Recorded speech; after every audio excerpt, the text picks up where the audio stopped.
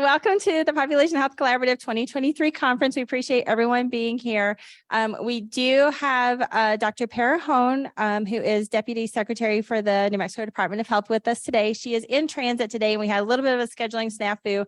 So I'm going to go ahead and turn it over to her to make her remarks, and then I'll come back and do announcements and the bookkeeping stuff. So Dr. Perrone, I'll go ahead and turn it over to you. Awesome. Thank you so much. Well, thanks so much for inviting me to the meeting today. I am really excited for your conference and just wanting to, share a little bit about what what we're doing with the state health improvement plan and the health equity work that many of you are already part of, but just kind of getting, updating everybody.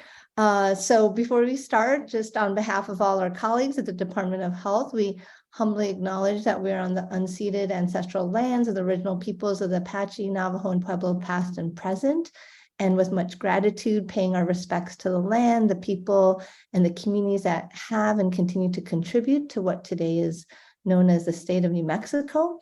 And we always have a picture from one of our DOH picture contests. And so this is a really nice picture that someone from our team took a picture of. And in terms of our mission, just seeing that a lot of the work that you all do, and thank you so much for all the work you guys do day in and day out to serve the people of New Mexico.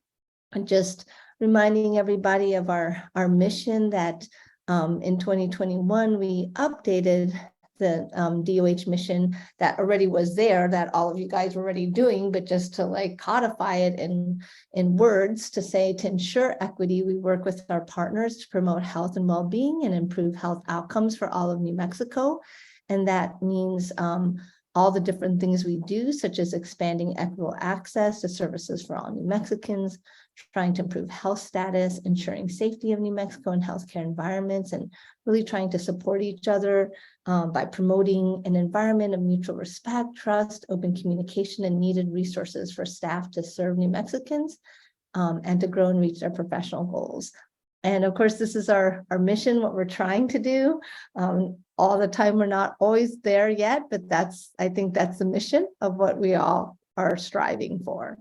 In terms of the context, just wanted to share some of the data that I'm sure you guys already have during the meeting, is just sharing a lot of our health issues with our chronic diseases. The fact that we are the third lowest per capita personal income in the whole country. So that does affect our health outcomes quite a bit. Not only that, we have one of the highest degrees of social vulnerability. If you just look at this here in the whole United States by county, you can see that we also have a high social vulnerability in the state. But then also we have a lot of strengths. We're a diverse and multiracial state, and communities of color are the majority of people in New Mexico. Around 35% of New Mexicans are multilingual, and 61.8% of New Mexico residents are people of color. So that gives us a lot of strength. However, the data shows that in New Mexico, more American Indians, Black, and Hispanic populations rate their health fair or poor general health status compared to white populations. So just the importance of how are we taking this data and using it and making things better in our state? Higher rates of obesity as well compared to white populations, as you can see here. Current smoking is higher in African American and Hispanic populations, and then American Indian, Black, and Hispanic populations have higher rates of diabetes compared to white populations. In addition, American Indians and Black populations have higher rates of years lost before age 75 compared to white populations. And so I think we all know this. I think this is all data that we've become very familiar with. But at the same time, what are we doing to address those inequities in race and ethnicity? So one of the things is that we've been trying to promote at the Department of Health is really doing what many of you have been doing as well. Inequitable living conditions, known as the social determinants of health, contribute to at least 80% of health outcomes. And the only way we can try to work to try to address, socioeconomic factors, which is the biggest part of this, including education, employment, income, family and social support, and community safety, is really by working together and across agencies. There's nothing that just Department of Health or any one agency can do by itself. So, one of the things that we're trying to do at the Department of Health is that we got a health disparities grant at the beginning of the pandemic. And we're using some of that funds to try to really address equity in a systematic way. And one of the ways of doing that is that a lot of people are like, well, what's equity? We all have different definitions, but really, what's the way we actually, look at equity using a framework? So CDC put this framework together where they define equity as everyone having the ability to participate, prosper, and contribute free from systems of injustice that limits one's potential and with the support they need to reach that potential. And so this framework, I really like it because it kind of gives you a roadmap to look at how are we improving the health and well-being of people, but then the other piece of how do we improve the well-being of places and communities? So it breaks it down, like actually transforming systems and structures is not something we can do overnight. And it's something that all of you here are doing together in pieces. But the question is how do we pull it all together? So the way they have it set up is they set it up in 4 portfolios. The first one is physical and mental health. So how are we proactively addressing mental and physical health along the life course with an equity lens? So how is that data making sure we use that data to say, how are we making sure certain populations, American Indian, Black populations, Hispanic populations, how are we coming to them? How are we decreasing barriers to care for the common things like the physical and mental health services that we see most commonly in our space of healthcare. But then how are we addressing proactively addressing those midstream pieces, addressing the social and spiritual needs in partnership with many of you, in the human service organizations and community groups. So what are we doing in that space? And then those are the 2 items around improving the health and well-being of people. And then on the right-hand side, how are we improving the health and well-being of places and communities? So looking at some of those upstream conditions, how are we partnering with leaders and community residents to address community conditions such as social determinants of health, food, housing, and work? I know that Amy Whitfield from our governor's office will be addressing housing issues, so that's really important. And then later on, Devana Duran from our Department of Health and Roberto Martinez will be talking a little bit more about the State Health Improvement Plan and the funding that we've gotten for community engagement. So through the CHWs. So these community conditions, how are we investing in that? And then the 4th one is the root causes one. This is so important, but often doesn't get as much investment. How are we working with communities of color and other marginalized groups to address historical and present day structural inequities and shift the narrative, the policies and investments to grow more community power and build a more equitable system together? So this work doesn't happen overnight. Like many of you know, it takes time. It takes time to build those relationships. It takes time to start investing in these longer term things. So it also means that at the Department of Health, how are we organizing ourselves and working to actually be the ones to, address the mistrust?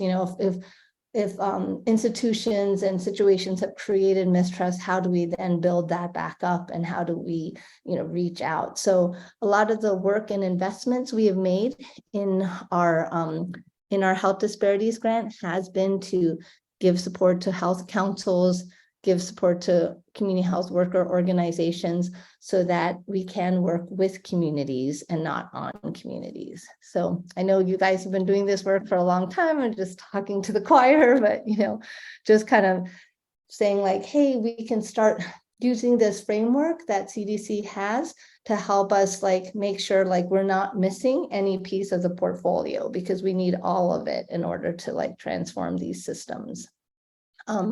Another thing is just really that we're looking at too at the Department of Health is really looking at the root cause of racism.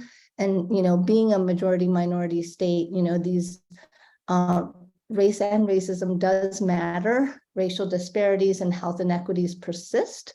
We have that in the data, regardless of socioeconomic status, class, or wealth. We see that in the data. Outcomes by gender, sexual orientation, immigration status, age, and ability consistently demonstrate racial disparities. So we are making sure in our health data to really make sure we are breaking the data down so that people can see the different, different disparities and be able to start addressing that. And then really starting to look at like, what are the different ways we can close race gaps so that race no longer can predict one's success or outcomes. Sorry, I'm going through these a little bit fast because like I thought this was at earlier at 9. They told me a little later that it was going to be later.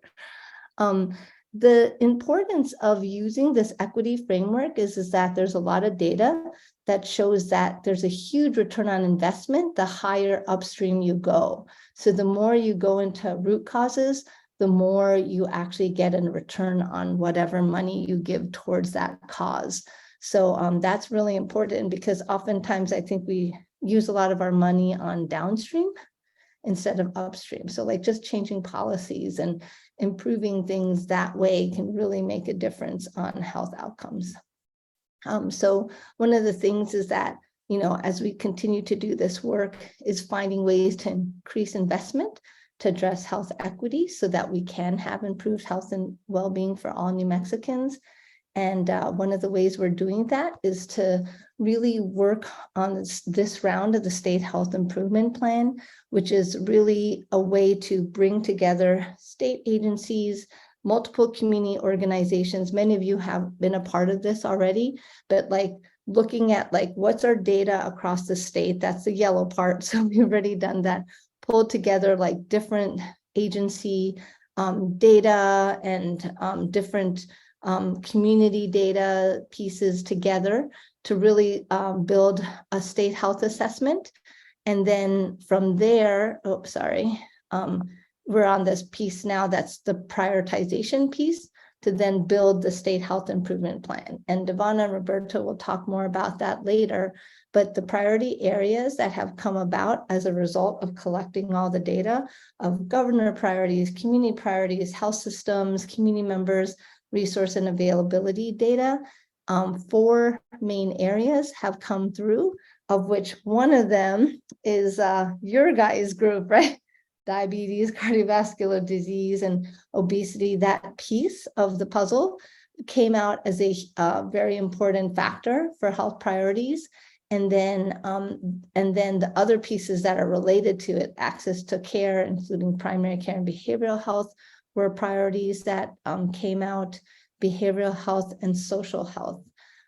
As different groups began prioritizing, these top 3 were the ones that, the groups just choosing like 3 main things to focus on because it's hard to do more than 3. So physical health kind of got put lower, but not so much that we wouldn't be addressing that as a state. It's just that they're so related to social health, and the other pieces here. So these are still important factors, but just so you know that as the state health improvement plan is built, you guys know that what you guys are doing and this important work that you guys are embarking in is part of the priorities of the state health improvement plan. Okay, great. And then here's just to end, I just wanted to share a little bit about how could we use this map to identify gaps and to identify where we're going to put our investments. So just, from the work that you guys are already doing in our Department of Health, and many of you, there's things that in the physical and mental health side, such as Medicaid access to care, making sure that everybody who gets that turquoise turquoise envelope right now fills it out so they can get access to care. Those of them people who qualify for Medicaid. I see that the YMCA program that you guys have, like helping with blood pressure and helping people themselves monitor their pressures. That's really great. I see that you have that Path to Health program, like building communities around, people who have chronic disease and cardiovascular disease, how to work to build community. That's in that social and spiritual well-being set. And then in the community condition set, we'll have Amy talking about housing access. Like I said, Devonna and Roberta are going to talk about the State Health Improvement Plan in terms of how we, cross across information, like how do we get some people housing, how do we get them food, different pieces that all fit together in the puzzle. And then finally, the root causes, right? As the State Health Improvement Plan gets rolled out, different agencies, we can all work together to address these issues together. There can be policies and programs developed to address some of the root causes. Our Office of Health Equity is really ramping up to continue our work with community partnerships, and let's link together to figure out how some of this working together with our communities who are most affected can then inform more of our programming. So I think that's all I kind of wanted to share with you guys today. Thanks for inviting me. I know this is just stuff that you guys are already doing, and just kind of trying to put everything into a framework so that then when we start talking about what we're all doing at the Department of Health with our community partners as a state, we can all be, having us or all be talking from the same kind of framework. So anyways, just thank you so much for inviting me and giving me the opportunity to share a little bit about what we're trying to do at the Department of Health to bring everybody together in partnership. So thank you, Dr. Perrone. We greatly appreciate it. Thanks so much for your time today, and have a great day. We'll see you later. Thank you. Bye. Okay. I'm so glad that worked out because there was several issues around that. So great thanks to Dr. Perrone. So now, welcome to the 2023 Population Health Collaborative Conference. I am Suzanne Lawson with Constellation Consulting, and we are the convener for the Population Health Collaborative. And the collaborative is fully funded by the New Mexico Department of Health, Heart Disease and Stroke Prevention Program. You can always learn more about the PHC at nmhealthequity.org/PHC. And today we are pleased to have you all here with us in person. This is actually our first event back in person since COVID, so yay. And then we also have an online option. So we have about 24 participants online too. So that's awesome. Thanks for being here as well. For those of you in the room, beverages are available in the back of the room, and restrooms are out the doors and down the hall to the left. There's one restroom that's a fully accessible restroom kind of on this hallway, but if you'll keep going around the corner, then there's other restrooms as well. For those of you online, please be sure to enter your name and email in the chat so that we can check you in for today's event. And then your microphones and cameras are active. So we do ask that you stay at least muted. You're welcome to stay on camera, but at least stay muted for today, although you are able to unmute yourself when we get to Q&As. So our first presenter today is Amy Whitfield, and she is Housing and Homeless Advisor for the Office of the Governor.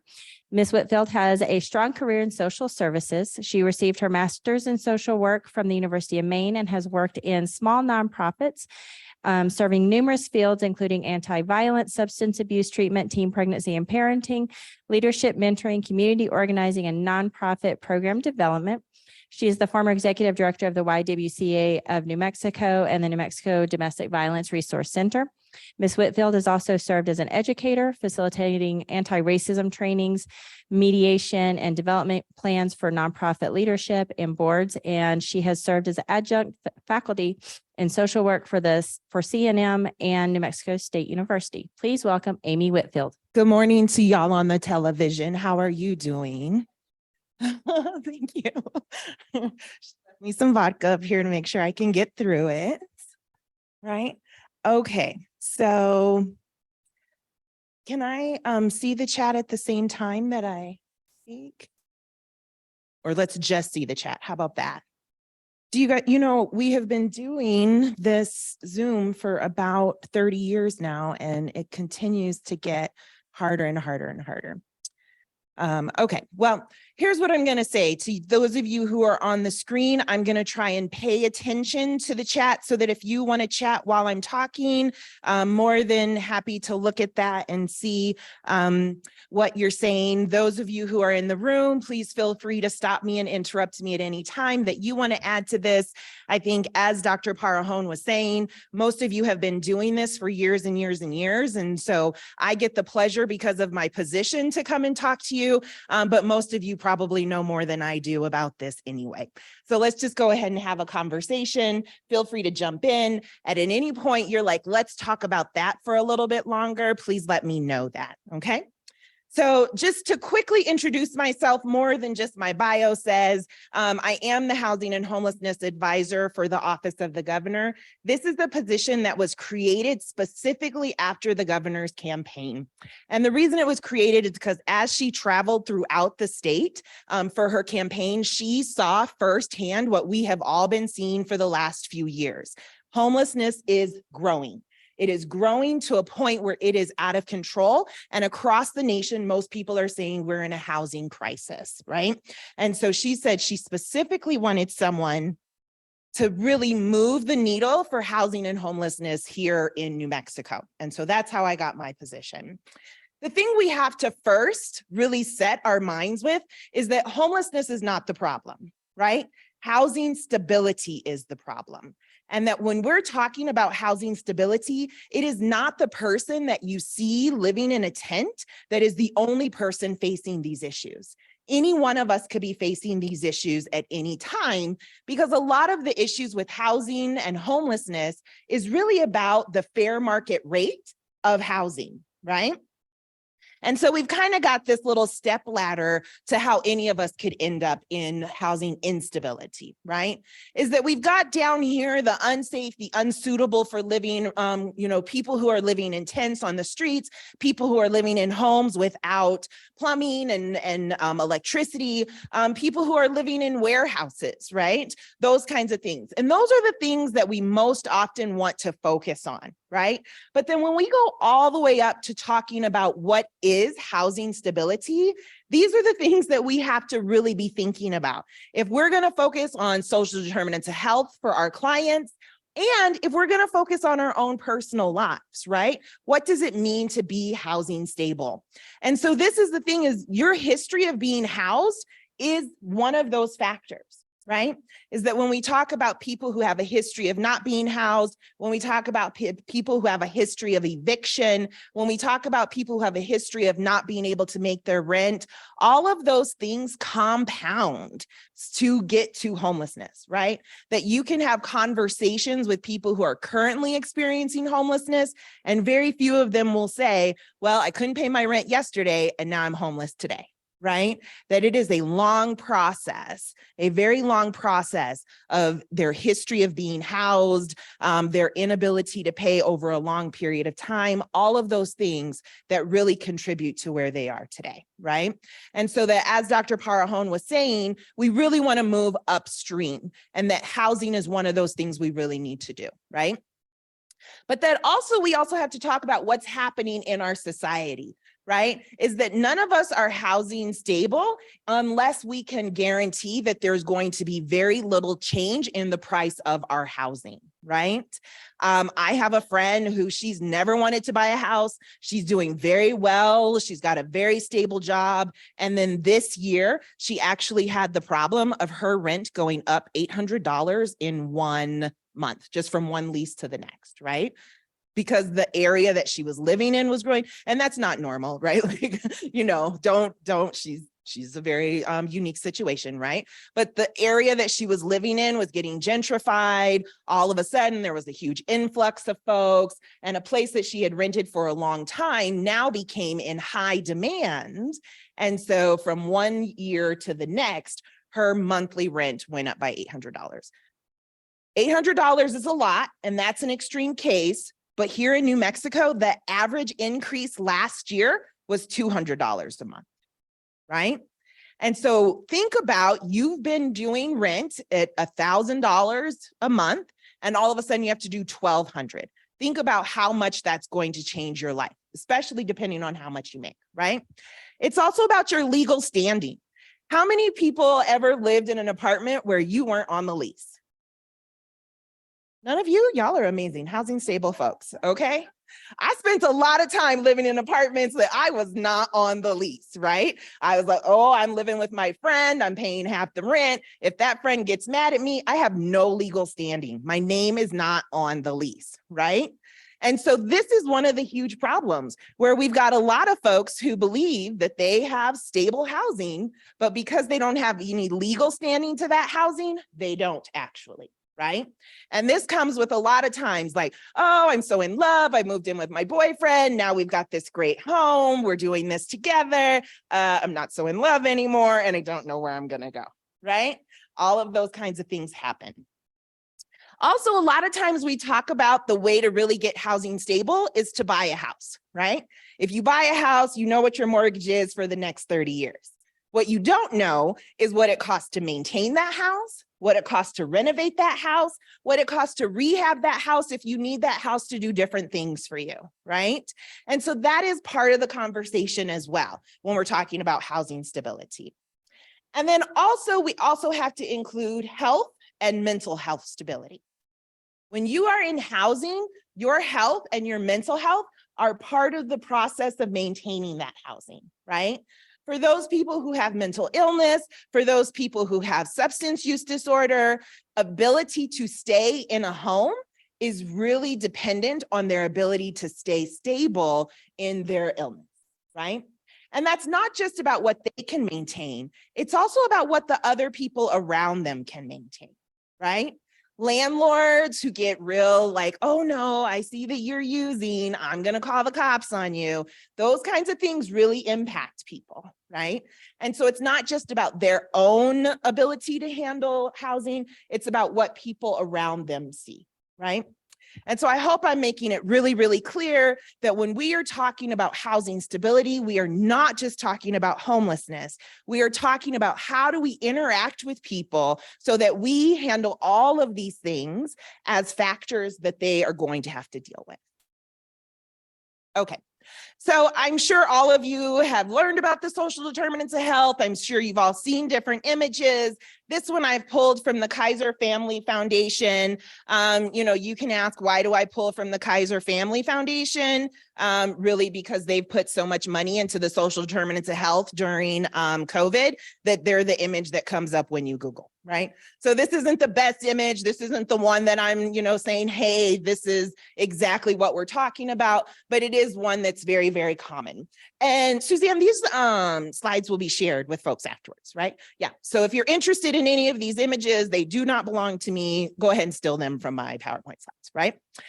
And so what we're talking about when we talk about the social determinants of health is really around all of these things, right? And that you see housing very specifically under neighborhood and physical environment. And so I want to say, yes, it is very clearly under that. And at the same time, housing is in each and every one of these categories, right? Because when you talk about economic stability, if you do not have housing, you do not have economic stability, right? How many of you would do really, really successful work at your job if you were moving from house to house to house on a daily basis or even on a weekly basis, right? How many of you could have wonderful relationships with your coworkers and really think I'm making progress if you are living in a motel, right? One of the things about our society is that we don't just work, we engage in order to be successful. And so one of the reasons that many people are successful is, let me invite you over to my house. Let me have you come over for dinner. Let me introduce you to my partner. Those are the kinds of things that all get participated in making someone economically stable, successful at their jobs, right? So that housing is a huge part of that economic stability, right? Also, okay, neighborhood and physical, but also education. We know that housing stability is a huge factor in a child's education stability, but it is also a huge factor in your ability to go to college, stay in college, graduate from college, right? Historically, we know that many people went to college on second mortgages, right? That building wealth comes through home ownership, right? And so education is directly impacted by housing. Food, of course, many of us have to make the conversation between, do I have to pay my rent or do I buy groceries, right? The New Mexico Higher Education Department, they're doing a huge study. They just released the data on last Friday, right? That really showed how much we have food insecurity and housing insecurity in our colleges. It is very, very high. Please, if you're interested at all, go to the Higher Education Department and see that data. But then there's also the community safety and social context, right? Most people believe they are most safe in their homes, right? And so this is one of the things. But what if your home is where the violence is at? What if your home is in the location where there's violence in our cities and our streets, right? And so we have to think about those things. And then also our healthcare system. How much is reliant on your housing ability to how you get into the healthcare system, right? Oh, I'm going to mail you this. It's all of that. Oh, you know, once you go to get your Medicaid form and the turquoise envelope and all the things that Dr. Parhone was talking about, now you know, okay, if I don't have housing, how do I get that turquoise envelope? How do I sign up for Medicaid? How do I make sure that I have access to healthcare? All of those things become a huge problem for access to healthcare. And then not only that, but it also becomes that how do you take care of yourself after procedures if you don't have safe, stable housing, right? All of these things are factors that we want to focus on. There we go. How many of you are sick of the socio-ecological model? I know you are, and I still put it into the presentation, right? This is what we talk about all the time, public health and the socio-ecological model. And the thing that I really want to stress today is how, as we're talking about this socio-ecological model and all of the different layers that we need to get in, we cannot forget that there are risk factors and that those things are important, but there are also resiliency factors, right? There are ways that are built on the strength of people that we can, as workers, build on for them. Right? And so we want to focus on those. And when I'm talking about housing, of course, individual risk factor, you're going to be talking about income, you're going to be talking about eviction history or housing history, you're going to be talking about illness stability and those things. But when we're talking about resilience factors, imagine the way that people have learned to navigate systems when they are low income and trying to find housing, right? To find appropriate housing, especially if you're using something like a voucher or if you are low income, it is a full-time job, right? Calling landlords, negotiating with landlords, putting on your white face to make sure the landlord thinks that you are the great person, right? I see a little people like, white face, what is that? Let me tell you what white face is, right? When you walk in as the total stereotypical, I will have no problems and you will have no problems with me, right? Just being all privileged as you walk in the room, right? How many of you have done that? How many of you have learned how to do that? Y'all so scared to put your hands up. Put your hands up. You know what's happening, right? Like, yes, this is what we do. I did it when I was a college student. I did it when I first graduated. I do it right now. It's showing up for that landlord interview in the way that makes them feel like, even though they're actually getting money from you, that they are happy to be working with you, right? Because landlords do not just rent based on you applied, you're going to give me money, I'm going to rent, right? And so this is the game that individuals have to play. And because they've learned how to do it, it is a very strong resilience factor for them, right? Relationships also, the more relationships you have, the more you can learn about how to navigate housing and what programs are out there, right? That we often talk about what is the path to home ownership or the path to housing stability. That is most often done through relationships, right? Because there are home ownership programs out there for down payment assistance. There's home ownership programs for renovation. There's home ownership programs for community revitalization. How many of you all know those programs, right? And you all work in the field. These are things that someone tells you about. My cousin has a friend whose uncle has a friend whose cousin went to go to this program and got an independent development loan, right? Those are how people navigate to get programs. And a lot of people are buying on programs, and that's not a bad thing. That's a great thing, right? Organizationally, our organizations have to do more outreach and engagement with people. That's a resiliency factor. Our communities, when we really have a community that's caring about moving this forward as an issue. And then right now, because across the nation, everyone is talking about housing. It is a perfect time right now for us to introduce creative, amazing, innovative solutions for policy. So just to let folks know what the state of housing is here in New Mexico, I'm not going to share a bunch of, let me see, Alma says, some people do not have an ID. How are they going to apply for the programs without an ID? Alma, thank you for your transition to my next spaces. And there's only 20% in the SHIP for funding. Thanks. Thank you so much, Alma. We're going to talk about that. So I am not going to share statistics with you because, first of all, who cares, right? Like when there are, 1,800 people who are homeless and there are, 15% who are poverty burdened and all of that. None of that really matters because you all know the stories already, right? You all already know who's coming in your office and who's experiencing this. And if we're having one person experience it, we know that there's multiple people. So we don't really need the statistics. I don't feel like we need the statistics, right? Here are the problems that we're seeing. There is a shortage of affordable housing, right? When we're talking about affordable housing, we are talking about housing where people can rent if they are 30% to 80% of the average median income, right?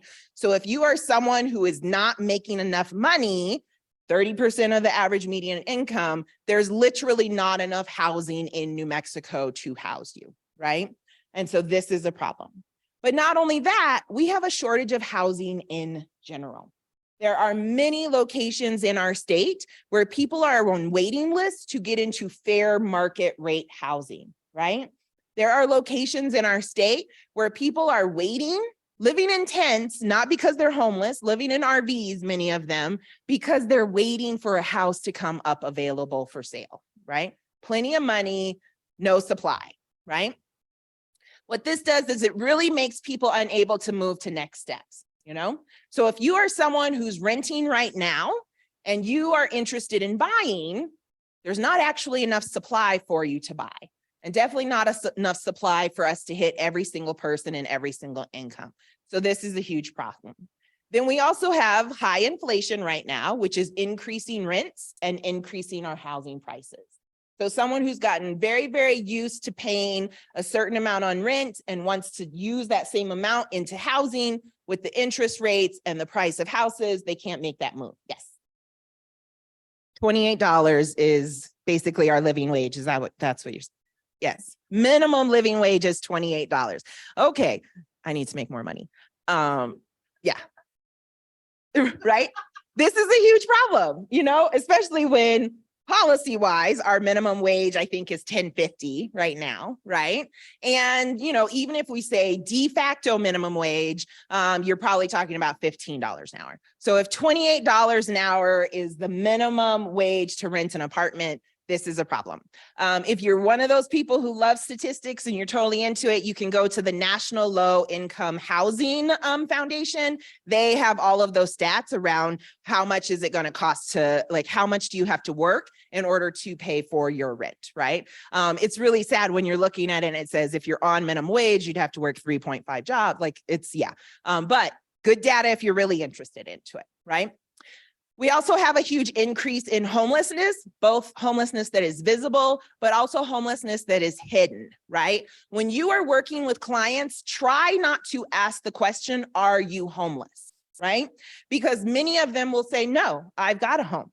I have been living with my mother for the last 3 years, right? But again, there's no legal standing. If you're living with your mother, you have no legal standing to stay if she decides she don't want you anymore, right? And at the same time, that's not stability, right? And so you never want to, not never, because right, sometimes you just got to check the forms. You really want to have conversations with people around where are you staying, right? Are you in a home that feels safe? Are you in a home that feels like you can stay there for, you know, the next year, those things, right? Also, we have that homelessness is increasing the cost on health, education, public safety. When we talk about the return on investment that Dr. Parahone showed earlier, this is something that we really want to look into. And then we know that the lack of housing stunts the economic growth of our whole entire state, right? Businesses will not come here and pay $28 an hour because there's no place for their workers to live, right? So we really have to engage in this housing problem. But there are some things that are New Mexico specific unique factors, right? One of those is that the population growth in New Mexico has been astronomical after COVID, right? What happened is tons of people went into what they call the Zoom boomers, which I just love that name, right? And so if you're a Zoom boomer, you can work anywhere. Where do you go? New Mexico, right? New Mexico has great weather. It has outdoor recreation, but what else does it have? Very low property tax, right? And so this is a place where people are coming in and doing what? Buying up our houses, right? And so we're having a huge issue. And it's great that they're coming. We love the population growth and we need more housing, right? So we have housing shortages and they're connected to development shortages, right? Because we're not developing those houses at the speed that we need to develop them, right? And we're not renovating houses that need to be renovated, so we're not keeping those. And so we have a huge problem. We also have a lack of ability to increase density here in New Mexico, right? A huge portion of land in New Mexico is state-owned and federally owned or tribal-owned, right? And so where many other states, especially those states on the East Coast, they have really just moved out and moved up. We can't do that, right? Once you move out, it's kind of a stop because you got, you know, a national monument there, or you've got tribal land, or you've got a federal land, those kinds of things. And so we really can't do that density. And one of the biggest problems for that is the federal government gives states money on the density that they build, right? And so this is a problem for New Mexico. We will never bring in enough federal funds to really build the housing that we need to build. We also have a higher cost of construction. You know, it costs a lot of money to get bricks and mortar and wood and nails and all of that stuff into our rural areas, right? And so this is a big problem for us. We also have a huge number of aging homes and aging infrastructure, right? Many of our local communities do not have the water lines, the sewer lines, the roads to really build what we need to build. And then we also have this other problem, which is a national problem, but it really hits home here because we are a minority majority state, is that Black and Indigenous home ownership gaps are really wide. They are more wide now than they were when we created the Fair Housing Act, right? So the Fair Housing Act in 1964 has done nothing to improve the home ownership rates of Black and Indigenous people. And this is a problem because that means Black and Indigenous people do not have the same housing stability. They also have higher rates of homelessness. They have higher rates of eviction. They have higher rates of health outcomes, negative health outcomes, right? We also have high rates of substance use and serious mental illness. And then the other thing that we have here in New Mexico is disasters, wildfires, and flooding. So we don't have enough housing, and then the fires burn down houses, right? So we're having a huge problem. So let's talk solutions, right? We want to first talk about how history, policy, and our mindset really impacts housing and health before we can even talk about solutions, right? Because we want to engage in root cause solutions. So this is the first thing that we want to focus on. The biggest problem that we have is that the state, and it's not just New Mexico, this is across the nation, but the state government has very rarely been involved in the issue of housing and homelessness, right? The federal government funds housing and affordable housing, local governments institute housing, right? And the state very rarely is involved. We're starting to change that, right? If you get the state involved, you can strengthen New Mexico's communities. That's the role of state government. You can support all of New Mexico's people to thrive in safe and affordable housing. That can be a goal of state government. And you can prevent and respond to homelessness in New Mexico, right? But the other thing that I really want to focus on is this history that we have of focusing on cultural awareness and cultural competence instead of cultural humility, right? That we as people in the health field have been slowly getting to the place where we can engage with people in a cultural humility response rather than a cultural awareness response. Why is that so important, right? That when you go with someone on a cultural awareness response, that's great, that is helpful. You understand that what's going on with them acknowledges the difference and impacts them, but it doesn't change the system. So that when we talk about the Fair Housing Act making no difference in Black and Indigenous home ownership, it's because we have sat on this side of the continuum saying that cultural awareness is great. We celebrate people, we give land acknowledgements, but we're not going to change our systems. We're not going to advocate for that change, and we're not going to change ourselves. But when we move up to the continuum of cultural humility, that's when we really start saying, each of us individually has to make a lifelong commitment to unlearn every bias, right? This is when people will say, we were born into a racist nation, so we're all racist, right? We have to unlearn all of that we have been socially conditioned to. Otherwise, we can never interact with people without bias and judgment and oppression, right? A lot of people will say, well, I'm just non-judgmental with my clients. And I say, how? And I say, well, I just walk in and I say, I'm not going to be judgmental today. I say, oh, you just shake off bias. That's great, right? It's not how it works. You have to commit to an ongoing unlearning of your biases. We all have them.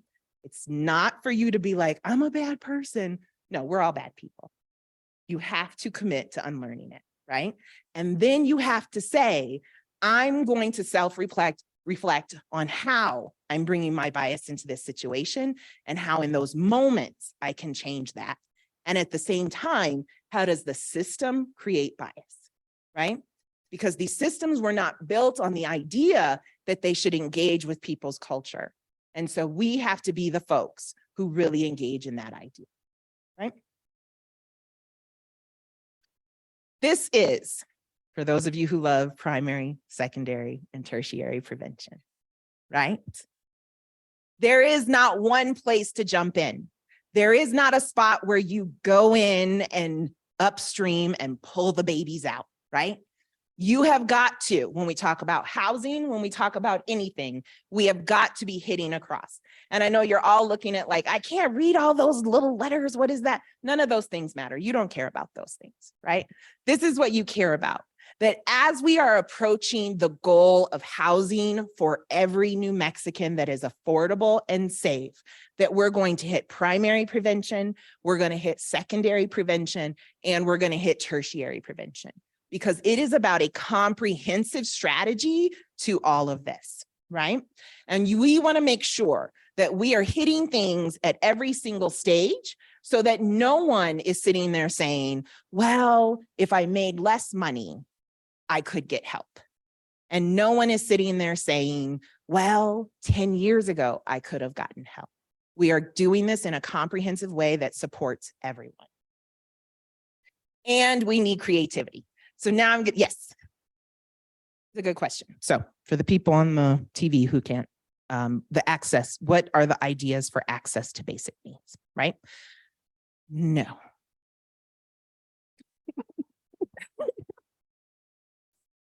Right? Yeah. And so this is what I'm going to say, that for many, many years we've had, and this has been kind of the connection between governments and nonprofits, right? Is that there are many social service organizations out there that offer those supports, right? And this is the whole thing about referrals and resources and all that kind of stuff, right? And so that as we're sitting here talking about, I mean, because there are some basic needs, right? Like food, definitely, shelter, definitely, we're working on those things. But when we start saying, okay, are we going to put up public showers? Are we going to put up, ways to wash dishes, that kind of stuff? That gets into the space of local government, and that what we as a state government can't do is take over where local government is, right? Because local government gets to set rules about encampments. They get to set rules about what can happen with public restrooms or not, those kinds of things, right? And so, I mean, it's kind of a cop-out to say, not our job, right? Or they won't let us, that kind of thing. But that if what we do is really focus on safe and affordable housing, then we can kind of surpass all of those other things. Yeah, sorry, nothing actively being done other than I will say there is a lot more attention being paid to landlords, right? Because a lot of the times when we're talking about unsafe housing, and I think that might be my next slide. It's not. Okay, so one of the things that we really have to talk about is why are some housing affordable, and a lot of times it's because landlords do not do what they're supposed to do, right? And so we're paying a lot more attention to landlords. We are having a lot more conversations with city leadership about what they need to do around regulating, like, hey, these are not things that you can just slip. If you're talking about a renter who doesn't have utilities, that shouldn't be a fight with your landlord, right? And then the other thing we're doing, and I know people will be like, hold on, there's a lot of renters that need help. Why are you helping landlords? Because one of the things is that when we can interest a landlord in accepting vouchers, right? Like HUD vouchers, then HUD will go in on an annual basis and make sure that they are up to code on everything, that they are passing inspections, all of those things. So if we have a program that we're working with that is incentivizing landlords to accept HUD and other housing vouchers, because the more landlords we get on those programs, the more we have some, eyes on what's happening with that. Yes. Doesn't have a name yet. Why got to give something a name? Right? Yeah, definitely. I'll let this group know about it. One of the things is that it's really, so we already have it in a pilot project, and it's called the CYFD Landlord Support Program. So if you want to learn more about that, you can go to housingnm.org. That is the Mortgage Finance Authority website. And one of their programs is the CYFD Landlord Support Program. And so what we're doing is taking that program that was specifically for youth, and we're moving it to adults, right? So yeah. Yes. So the question is, right, like it seems like a lot of the development is really focused on higher end, fair market rate. Like you said, elderly, those kinds of things, and what's happening that we can make sure that we're getting low income, right? The first thing to think about is when you see something that's high end, don't automatically assume that it's just for high end, right? A big part of the federal funding is what we call low income housing tax credits. And what that does is it gives developers tax credit where they have to make sure that 30% of all of the apartments in any complex are dedicated for affordable housing, right? And so this whole purpose is to make sure that we do not put all low-income people in one section and be like, hey, we've got a little red line around you. If you don't know redlining, go look that up. right? And so this is what that program is really supposed to do. And so you will see a lot of stuff that's happening that 30% of the apartments are specifically for affordable housing, right? And the federal government will set that rate. Yes. For those of you on the TV, there's someone in the room who runs low-income housing in Bernalillo County, and you have missed out on meeting her. I'm sure in the next meeting, you will show up in person so that you can meet her, right? And so so that's the first thing is we really want to make sure that, thanks, Suzanne. Suzanne is texting it for them, right? So the other thing is that when you see other things, let me go to that slide we want to talk about, right? Is that one of the things we need is called trickle down and trickle up, right? For those of you who are really into Reaganomics, this is not what that is. Please don't get angry at me, right? This is not about that, right?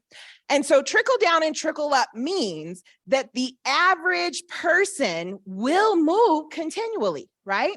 We have a much different culture than we did many, many years ago, where someone bought their house and they stayed in their house for 30 years and then they passed it on to their children. That's not really the culture that we live anymore, right? What actually happens is people rent for a while, then they move to a more higher price rent. Then they feel like I'm sick of paying this kind of high rent. I might as well buy a house. So then they buy an entry-level house. When they buy an entry-level house, they stay in that for about 5 years. They say, hey, I just got that note from the mortgage. Look at all the equity in this house. I'm going to buy a bigger house, right? And they keep moving up and up and up, right? When we do that, we start making space for the next person who needs that level of affordability, right? And the great thing about aging, some of us don't love aging. I can't see anymore. I don't know what's going on, right? But the great thing about aging is that you go up and then you also go down, right? And so it is, I got this big house. I paid a lot of money for it. Now my kids are going off to college. I'm going to do a step down. Now my kids have their own house. So I'm pretty sure they're not coming back. I'm going to do another step down, right? Now I'm getting old, not really wanting to take care of. I don't want to do my swamp cooler every summer. I'm going to move into a condo, all of those things, or an apartment, right? And so that's what we need, the trickle down and the trickle up. And so a lot of times when you're saying, all I see in development is really high priced apartments being built, that's what's going to actually drive what we call naturally occurring affordable housing, because people are going to move into the more expensive and then someone else can move into the lower, less expensive. Another one where I hate to just do a cop out and say like, not my job, right? But the state government does not actually have any authority over regional housing authorities, right? The people who have authority over regional housing authorities is the Mortgage Finance Authority, right? And so many people will say, well, the Mortgage Finance Authority is a state agency. It is not. It is not a state agency. It is what they call quasi-government, which means they are not run by the state, but they have access to the tax bonds of the state, right? And so that we have actually no authority over them. What we do have is that it's fun to meet with the governor, right? And so we have created quarterly meetings with the regional housing authorities. There are only 3 in New Mexico, with the regional housing authorities, where they can come and meet with the governor. They can share their concerns and she can share her concerns back, right? We will be having our first one in the first week of June. I'll let y'all know how that goes, right? At some point, we have no sticks, so it's all carrots, right? But we do understand that the HUD list is a problem. We understand that the purging of the HUD list is a huge problem. And we understand that there are a lot of vouchers that are not being used because people cannot find the housing that will accept the vouchers. So we'll be having all of those conversations with in Albuquerque. Yep. Okay. So that one of the problems that we have is that there are available units, and at the same time, those units are empty because they're not specifically for accepting the vouchers. And the neighborhoods are not ones that people are jumping to get into, right? And this is where renovation dollars, right? We got many millions of dollars, I think about $12 million for renovation this year from the legislature. Those dollars need to really improve neighborhoods, and community revitalization, right? When you do not have a revitalized community, you're talking about multiple things that get in the way, right? And this is what we know about social determinants of health, right? If the community is not vital, if the community is not engaged, if the community is not a place where folks want to go, then you also have health problems that get there. You have housing problems that get there. You have economic problems that get there. So there is $13 million specifically in the budget this year to do revitalization. And again, we're going to really have to rely on relationships and community to make sure that people know about those programs as they roll out, right? Okay. Another policy that we really need to get into, right? It's called Yes in My Backyard, right? This is a national policy that's going to be going up very soon, but it's not just a national policy, it is a mindset, right? That a lot of times when we are talking about community meetings, who shows up?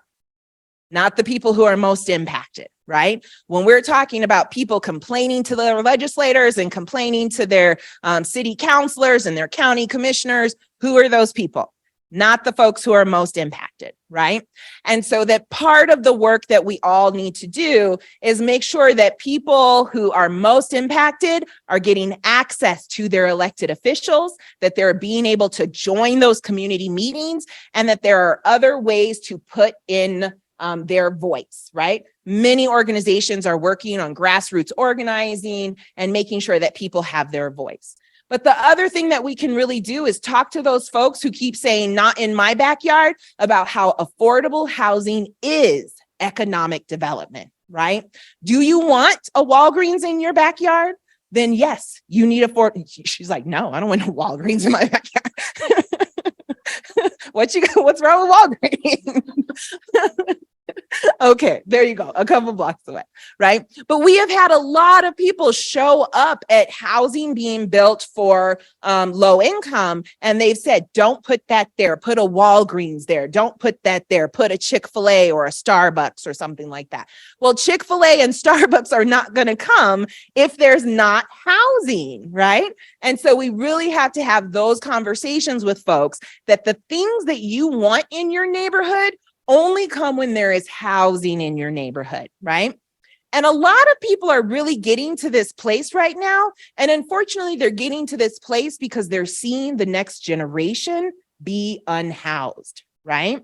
What they're seeing is, I got out of college, I bought a house, I raised my children in it, I sent my children to college, and now my children are back in my house, right?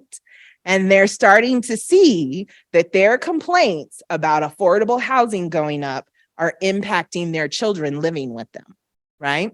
And so this is starting to change the conversation quite a bit. We did trickle down and trickle up. The other thing is that we really need to create homes of choice. Right now, people are just going into whatever they can get in, right? But again, if you think about the path to home ownership, that this is a path of creative solutions, right? I think about my own path to home ownership, that, it started with, okay, I go to school from August to June, I can move back home. That's not healthy, right? Or I can get a job in a creative place where there's housing attached to the job for the summer, right? So I worked all my summers at college at church camps.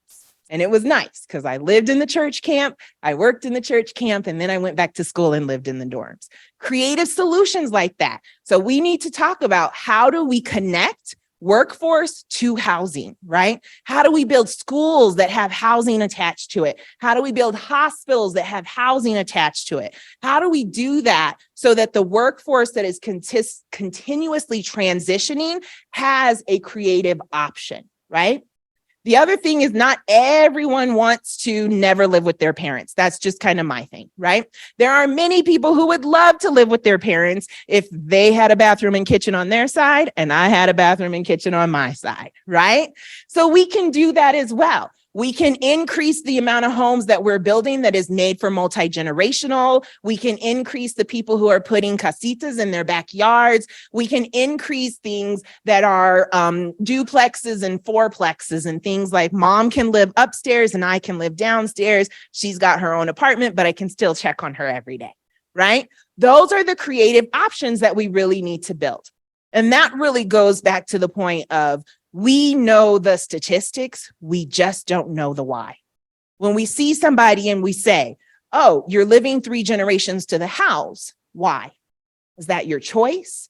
Is that an income thing? Is that you can't find the right house for you? Those things. So that as we start having these conversations, this is why I say the data isn't important. The stories are. We need to know the whys. And then we also, as a policy, want to always be looking at our return on investment, right? My favorite thing to say is spend federal money first. We have a problem in our state where we engage in the process of getting state funding as nonprofits, as state agencies, as community folks. We engage in getting state general fund before we get federal dollars, right? And we have circumvented getting the federal dollar process through junior bill money, through capital outlay money, through getting state agencies to ask for money in their budget. And it's not a problem, right? We should be asking state agencies to put money in their budgets for the things that we want, but we also want to help state agencies see, is there a federal fund that you could get this from first, and then braid that funding together. But we also really want to start looking at all of the social services that people provide and figuring out what's the return on investment for that, right? The fact that we have domestic violence shelters, how is that benefiting our homeless population? How is that benefiting our hospitals? Those things that the state government does have to pay for, how are nonprofits and the funding they bring in a huge return on investment for state government? We want to figure that out. We want to make sure we're doing that. So lastly, I just want to connect with what you all do, right? And the strategies that you all are looking at. While some of these may say, you do not do housing, I'm going to say you do, right? That when you utilize electronic health records, one of the things that is really helpful for is that people who do not have housing stability also have a really hard time keeping their records, right? And so with you all having a strategy for that, not only is that going to help in high blood pressure, that's going to help people get housed more often, right? When you're talking about team-based care, that includes people that can be trusted voices. I think we're calling it trusted messengers now, right? For people who may not trust physicians, who may not trust the pharmacist. So when you're always engaging in team-based care, you're giving the person the ability to share their story about being housing unstable with the person that they can trust, and not expecting that every single person is going to see a doctor and be like, oh yeah, I'll tell you all my secrets, right? When you start talking about community health workers, not only can they control high blood pressure and high cholesterol, they also do that resource and referral that is necessary, right? And so you're constantly engaging with someone, not just on the medical that is presenting, it's bringing that holistic point of view in. And when you talk about self-measured blood pressure monitoring with clinical support, you are giving people the skills to self-monitor many different things, right? If I'm checking my blood pressure every single day, I might also be doing some self-reflection on stress, right? And how I may or may not be having good mental health right now. I may also be someone who's starting to think a lot more about what does my spending today mean for my rent on the first of the month, right? And when you talk about systematic referral of patients to community programs and resources, we know that housing is going to be one of those resources that are in there. And when you talk about promoting the adoption of medication therapy management, all I can say is anytime you are having conversations with healthcare providers that talks to them about them not being centered in all the conversations, you are helping all of us, but you're definitely helping people who are housing unstable. So thank you so much for your time and your attention. I really appreciate being able to join you out today. Thanks. If you ever want to call or email, you can certainly do that. I'm super excited about all kinds of meetings. Invite me. We are now pleased to welcome Dr. Roberta Martinez and Devonna Quam. Dr. Martinez serves as the Interim Health Equity Director in the Public Health Division at the New Mexico Department of Health. He is a public health practitioner and researcher trained in community-based participatory research and applied statistics, on which he grounds his public health interventions and monitoring and evaluation work. He also has extensive experience in working with nonprofit organizations in the United States and Nicaragua. He was initially trained as a medical doctor in Nicaragua and served as the medical director for a nationwide nonprofit organization that trains local leaders to provide primary health care services in rural Nicaragua. In his role as medical director, he led a team of doctors, nurses, and community health workers to provide primary care services, to conduct community diagnosis and various other CBPR research. While in Syracuse, he worked for the Lerner Center for Public Health Promotion, through which he was involved in countywide and local public health initiatives, including the Take Back the Streets campaign that's now led by the Peacemaking Center and the Center for Courts Innovation. He currently serves as the chair of the board of directors of Amos Health and Hope, Inc., where he is overseeing the organization's transition from a founder-led organization to a non-founder-led organization, the performance of strategic plan and fundraising strategies. Roberto completed his PhD in epidemiology and biostatics from the Department of Population Quantitative Health Sciences at Case Western Reserve University. He has earned his MD and MPH and has a certificate in healthcare administration. So he's been very, very busy. He has also received training in strategic management through the National Cancer Institute Speeding Research Tested Interventions Program, designed to foster an innovation ecosystems for interventions to perform innovations into market-ready products and services. I'm also going to go ahead and do Devana's introduction while we're here, Dr. Martinez. Devana Quam is the director of the New Mexico Department of Health Office of Community Health, which falls under the auspices within the Population and Community Health Bureau within the Public Health Division. Devana's career in state government started in the Children, Youth, and Families Department and continued within the Department of Health for a total of 12 years. Her accomplishments include success in government relations, funding and resource acquisition, and grant writing and administration. Devana's new endeavor for the Office of Community Health Workers is to promote branding of the CHW profession, integrating the CHW workforce within the healthcare and social service delivery systems in New Mexico, and CHW sustainability efforts to include Medicaid reimbursement and billing. So please welcome Dr. Martinez and Devana. Well, thanks so much, Suzanne, for the really nice introductions. And let me just check first that you can hear me well. Yes. Thank you so much. And I'm going to share my screen at the moment. And let me know if you are looking at the presentation in full screen mode. Yes, we are. Is that working? You're good to go. Awesome. Thanks so much. So, thanks again for the opportunity to present a little bit about the work that is happening with the New Mexico Department of Health around health equity and the work that you do, right? Because you're part of that work too as well. And I'm very happy that I'm sharing this time with Devona, because we're working together very closely on many of the initiatives, really. Dr. Laura Parajon shared a little bit about the State Health Improvement Plan process this morning. So today, during this conversation, which I hope we're going to have some interaction here, I'm going to focus around the part of the inputs that are needed for community health workers without touching into community health workers, because Devona is going to speak a little bit more about that.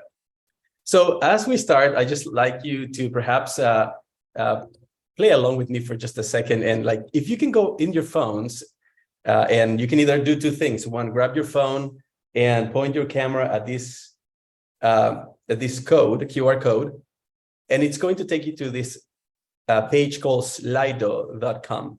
Or you can just type in your browser, slido.com, either in your computer or in your phone, whichever you want to use. And then you're going to enter this code there, 3335-3C68. And we're going to use this tool a little bit for some interaction. So let me give you just a few seconds so that we can go ahead and you can do that. And let me know in the chat or give me a thumbs up if you have your camera on, or the emoji thumbs up too as well. If you are able to join slido.com, you can say yes in the chat or give me a thumbs up. Awesome. I see some thumbs up already. Very good. All right. I'm just going to give a few more seconds. I see a couple of yes in the chat as well. Beautiful. And it seems Suzanne is saying that everyone there is able to do it. Great. I think we have most then now able to do it. So let me just learn a little bit about you. Like, it's hard to not know who you're speaking to. And I have met some of you. Actually, I see some familiar names on the screen, but I haven't met all of you. So it'd be great to just see who is in the room and who do you represent today. I see that many of you are in the non-for-profit sector. Awesome. Very good. We have some community health workers. Yay, that's excellent. And I see Devona is cheering there too as well. We have some healthcare providers, an advocacy group. Great. We don't have a nutritionist yet in the group today.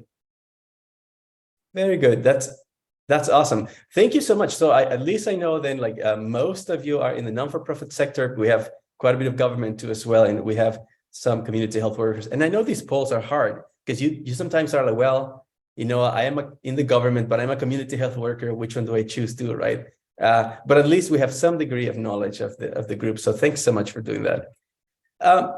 I'd like to ask you too as well, where are you coming from? Where do you live in New Mexico? What community are you representing? Would you mind typing in, and let's see what you share. Awesome. So as you can see, it's a word cloud. So the larger the word, the more people that are typing the same word. So most people are coming from Albuquerque, but we have also from around Albuquerque in Santo Domingo, Pueblo, Rio Rancho, Farmington, Caballo. Beautiful. This is great. Deming, that's a long ways away from here. I'm actually be in Deming next week. I'm eager to be there and just get to know more about the community as well. Beautiful. So we have some representation from like the different corners of New Mexico. So thanks so much for doing that. And then lastly, I just like to ask, what do you want to get out of this conference, and particularly these presentations around community health workers and health equity efforts? We all come to conferences or participate sometimes as a speaker. What would you like to get out of this? Education and connections, and how important are connections, right? Like, how can we support the community for sure? We tend to be siloed, right? Like, it's so hard because we stayed in our cubicles or our offices, and networking is such an important thing to do so that we can actually reduce duplication and like try to continue to work together towards the same or similar goals, at least, right? Beautiful. I see that many of you have said, like, you want to learn about community health workers, information and networking.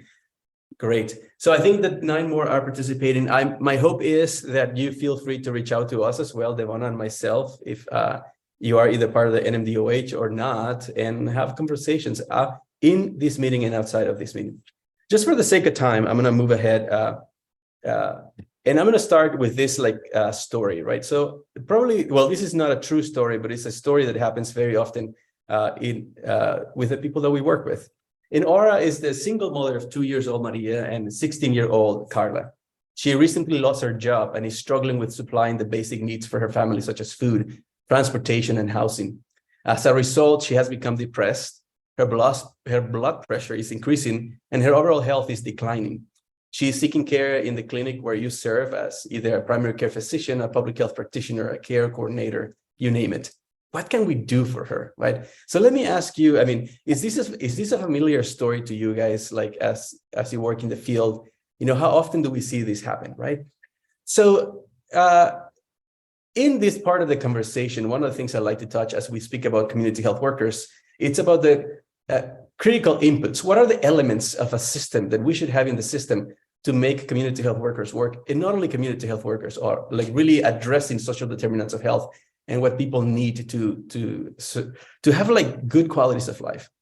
However, the problem statement is that currently in our state, as well as in many other states, there's inadequate coordination and access to social services, right? So the question is who is going to help Aura, right?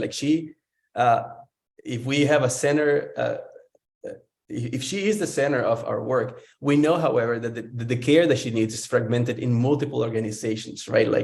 And how hard it is for her to actually go from the care provider to an organization that's going to help her with housing. We are not talking to each other. So who is going to help her with transportation? How do we ensure that all of that is connected? So part of this presentation today is that over the next 10 minutes is to kind of make 2 points. So this is a big takeaway of this presentation. The first one is, I think community health workers can definitely be one of the key parts of the system that allows and helps us coordinate some of the care for that Aura and patients like her would need. The second aspect to this, though, is that let's think about a system in which we could call it a closed loop referral system, where a New Mexican is able to access all the services that they need to and their information, and they can access the service as easily as possible too as well. Including some kind of platform, and we have some examples. My key message to you is that I think we can do this in New Mexico. I think we can continue to build the community health worker workforce, but also we can continue to build this idea of closed loop referral systems that can improve social determinants of health as well as clinical health outcomes for the population that we serve. So let's start with this question. What is health equity? What are your thoughts? What is health equity? Particularly thinking about the work, the story of Aura. Equal access, regardless of income, access to healthcare providers for all. As you continue to type, I think we have to speak a little bit about that. Is it equality that we're looking for, or is it equity, right? In the sense of, in the equity point of view, and you're probably familiar with that image of 3 children looking at a baseball game that we use to describe the health equity. One is much shorter, like me, and then there's a big and a taller guy that doesn't need a place to stand up to be able to see the game. But equity is really be able to provide a good stand for that shorter person to be able to see the game in the same way that the taller person is as well. So it's really more about not just equal care, but ensuring that we can have resources for everyone in the way that they need it. I love all these comments that you guys are providing here. And yes, access to housing, to transportation, right? Being able to have different resources available and able to understand how to access these resources, right? Great, thanks so much. So let me also share this this quote from, it's actually in Washington, D.C. at the National Mall. It's from FDR, Franklin Delano Roosevelt, and it reads, "The test of our progress is not whether we add more to the abundance of those who have much. It is whether we provide enough for those who have too little," which I think speaks about this dynamic approach to providing the exact resources that people need to survive, right? And to ensure that we can continue to focus on the population that is underserved. This is the definition of health equity, which we are using at the Department of Health. And I'm not going to read it here for you, but you probably are familiar with it. But it's the hope that we all have the ability of have a good quality of life. So what I'm showing you right now has a key message to you. It's a very busy slide of a chart at the moment about the percentage of vaccination, first dose, and social vulnerability index, SVI. So SVI means the closer you are to 1, the more vulnerable the community is, or the individual. The closer you are to 0 in the SVI, social vulnerability index, the less vulnerability. And then you can see on the left, on the y-axis, there is the percentage of primary series completed for COVID-19 vaccinations. This is what I'm trying to share with this slide. We can arrive to health equity in New Mexico. And so if you see here, for example, we have San Miguel, Cibola County, Luna County, who are higher on the social vulnerability scale, which means that their populations have a greater percentage of people in social vulnerability, right? But you also have on the left a community like Sandoval, which is larger and has less vulnerability. But guess what? Look, the percentage of primary series completed in both settings are very similar, which means that by the efforts of the NMDOH department and all of you who during the COVID-19 pandemic try to focus on the vulnerable populations, we ensured that communities in vulnerable situations were able to have relatively the same access or better access in some cases to those communities that were like less vulnerable. Key point is, I think we can continue to do this in New Mexico around the issue of like connecting to social services and referrals if we apply the same principles. So these were the principles that we used for the COVID-19 vaccine equity plan, but are also the principles that we're using for health equity across the Department of Health. First is thinking about how do we do equitable allocation and access to resources? How do we organize inside the department at the programs, at the bureau level, at the many other levels that we need to, so that we can ensure that we engage or incorporate these principles around health equity in the department. Community engagement, and also, of course, how to monitor and evaluate for equity. It's a question of data too as well. So if we use these principles, then we can ask this question: are we reaching our most vulnerable population? What you're looking on the right is essentially what makes up that social vulnerability index that I was referring to, that goes from 0 to 1. And it has all of these factors. But again, it's a tool to let us know, are we reaching our most vulnerable populations? And are we vaccinating, in this case, our most vulnerable populations, right? But also, are we providing the resources they need to our most vulnerable populations? So let me show you this slide, which again is an example that I think we can use to talk about how can we continue to do community engagement and think about the systems in general to ensure that people have access to the needs to the services that they need.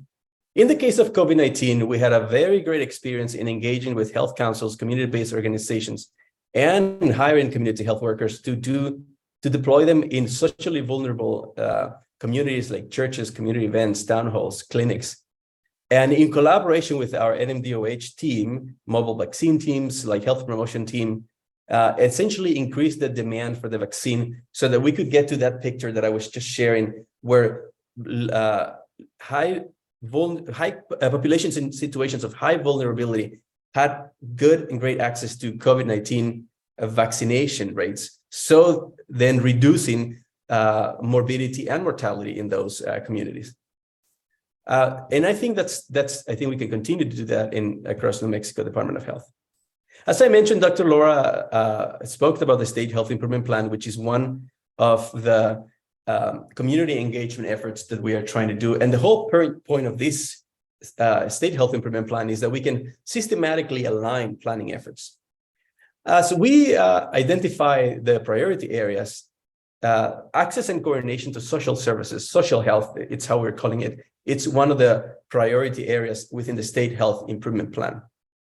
So I just want to give you an example in the next 3 minutes so that I can pass the mic to any of you who have questions, but also to Devona, who has information on community health workers.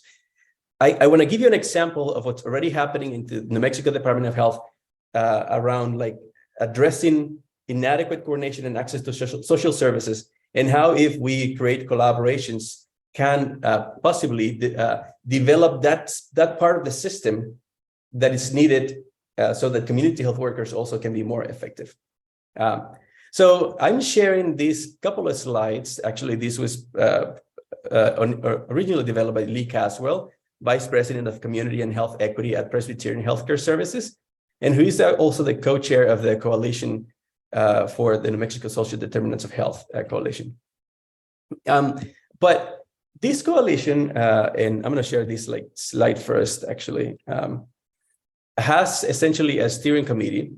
And you can see that the steering committee is made out of members from the government, HSD, New Mexico Department of Health, also non-for-profits like Synchronous, who are doing the health exchange, hospitals like Presbyterian, UNM, Santa Fe Connect, which is a local referral system in Santa Fe, and other community-based organizations. We have a whole set of work groups that actually has a representation of community-based organizations. So what you're looking in this coalition, which is very interesting, is the work of community-based organizations and government together into different work groups so that we can continue to organize towards a closed-loop referral system. So as I share the work, I'm also sharing this community-based participatory research model. It's a very busy slide, but what I wanted to show you is here context, partnerships and processes, interventions and research, and then the outcomes that we are thinking. That's kind of the part of the framework that I like you to keep in mind of. We're not going to go into details of the framework, but as we think about context, let me ask you this question. What opportunities do you see in the current US and New Mexico context?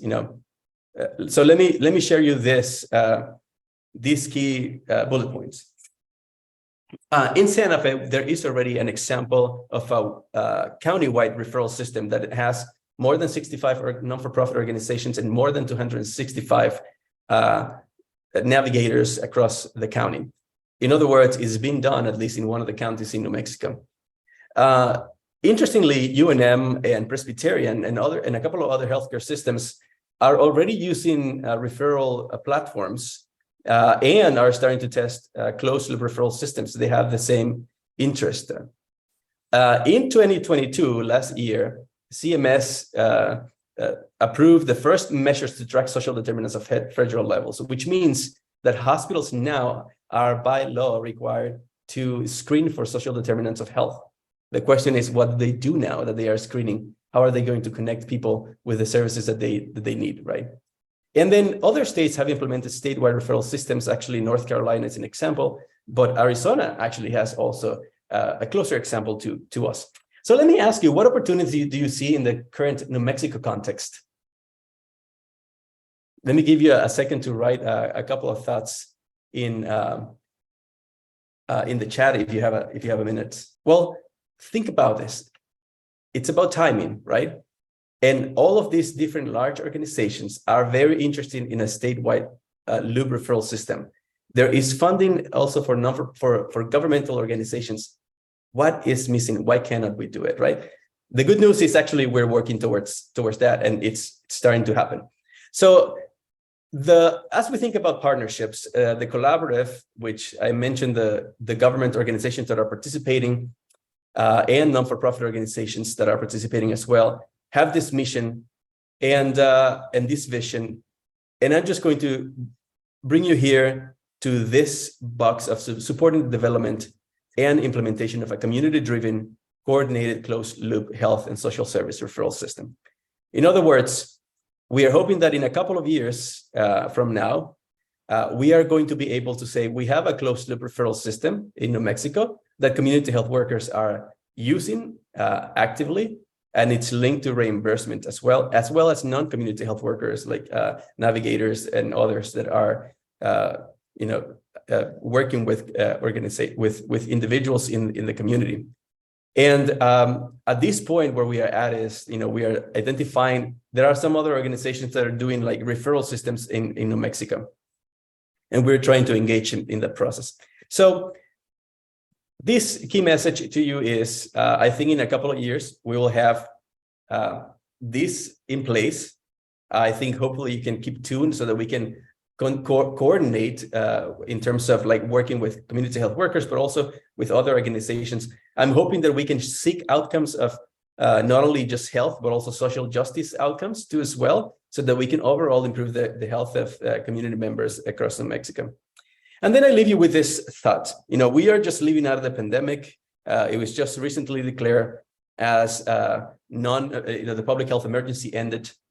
But very early in the pandemic, actually in 2020, this article was published, and it was suggested that COVID-19 is not a pandemic. They suggest it's a syndemic. What that means is two large events, in this case, COVID-19, interacting with non-communicable diseases like chronic conditions and social determinants of health.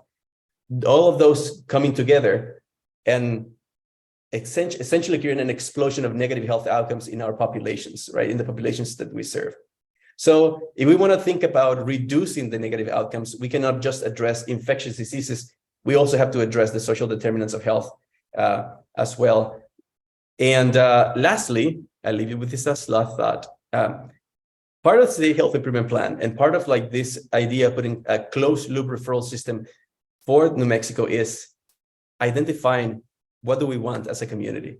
We have done quite a bit of community engagement across New Mexico, and this has been one of the areas that community has said often and repeatedly, a closed loop referral system would be greatly beneficial for so many of all of us. So I believe that there's no power greater than a community discovering what it cares about. And the same goes to you. What do you care about?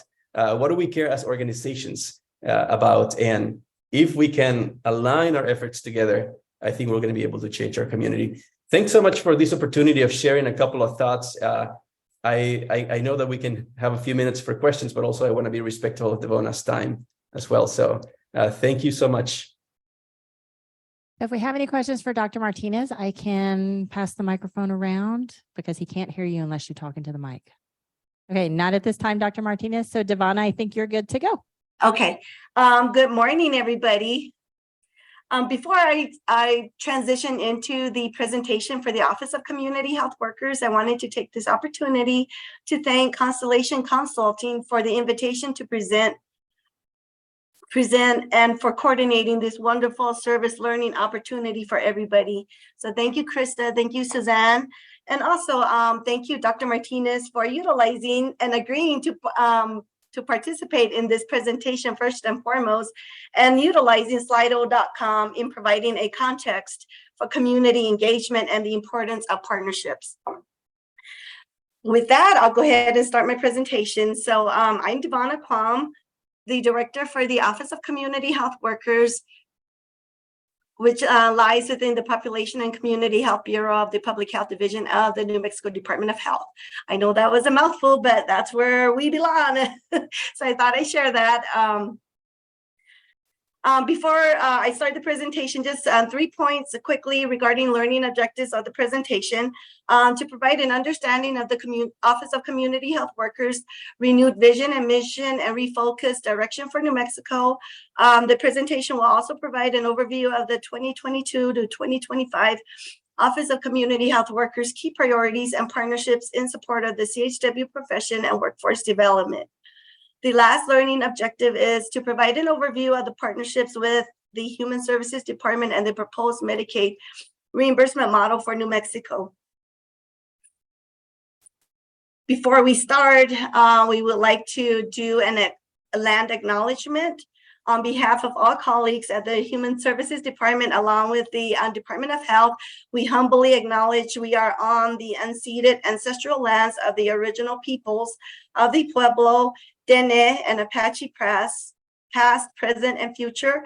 With gratitude, we pay our respects to the land, the people, and the communities that continue to contribute to what today is known as the state of New Mexico. Briefly, the mission of the Department of Health is to ensure health equity. We work with our partners to promote health and well-being and improve health outcomes for all people in New Mexico. Our goals is to expand equitable access, improve health status, ensure safety in New Mexico health environments, and support each other by promoting an environment of mutual respect, trust, open communication, and needed resources for staff to serve New Mexicans and to grow and reach their professional goals. The vision of the Office of Community Health Workers is a unified, thriving, and well-trained network of CHWs in New Mexico. Our renewed mission is that our office exists to support the community health worker profession and workforce development by leading strategic partnerships and capacity building initiatives. The 2023-2025 OCHW key priorities include 4 elements.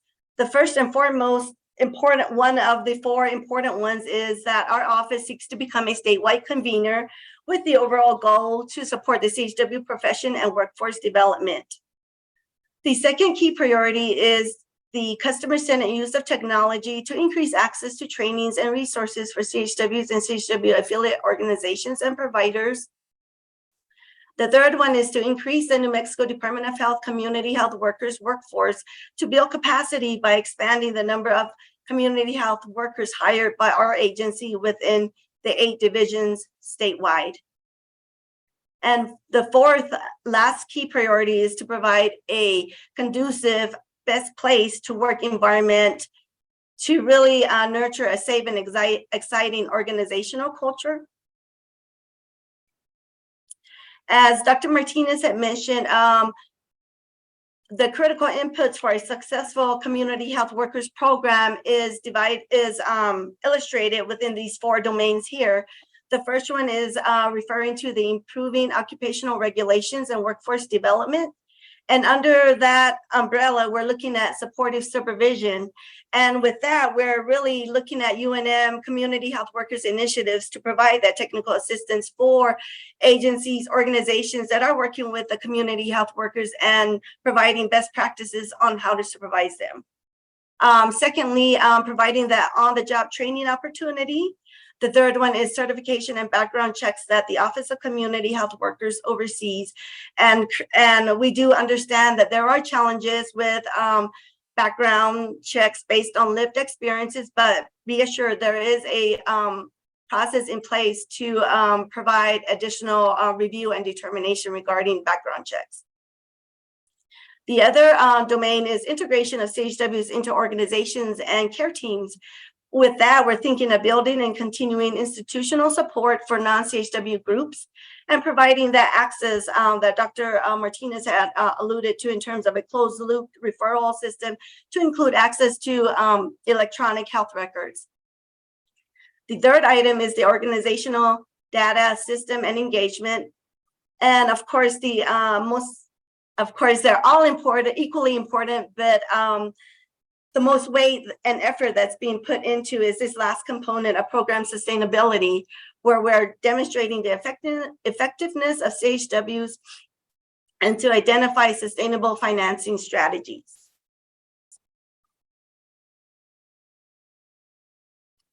With this slide, I wanted to provide a picture of the Office of Community Health Workers, CHW champions. And in the picture, you'll see Dr. Laura Patajon, who is the New Mexico Department of Health Cabinet Deputy, along with Dr. Roberto Martinez, who serves as the PhD Health Equity Interim Director, as well as Eric Lujan with Western Sky Community Care, who was recently appointed as board chair for the New Mexico CHW Certification Board, and really excited to have him on board as our chair.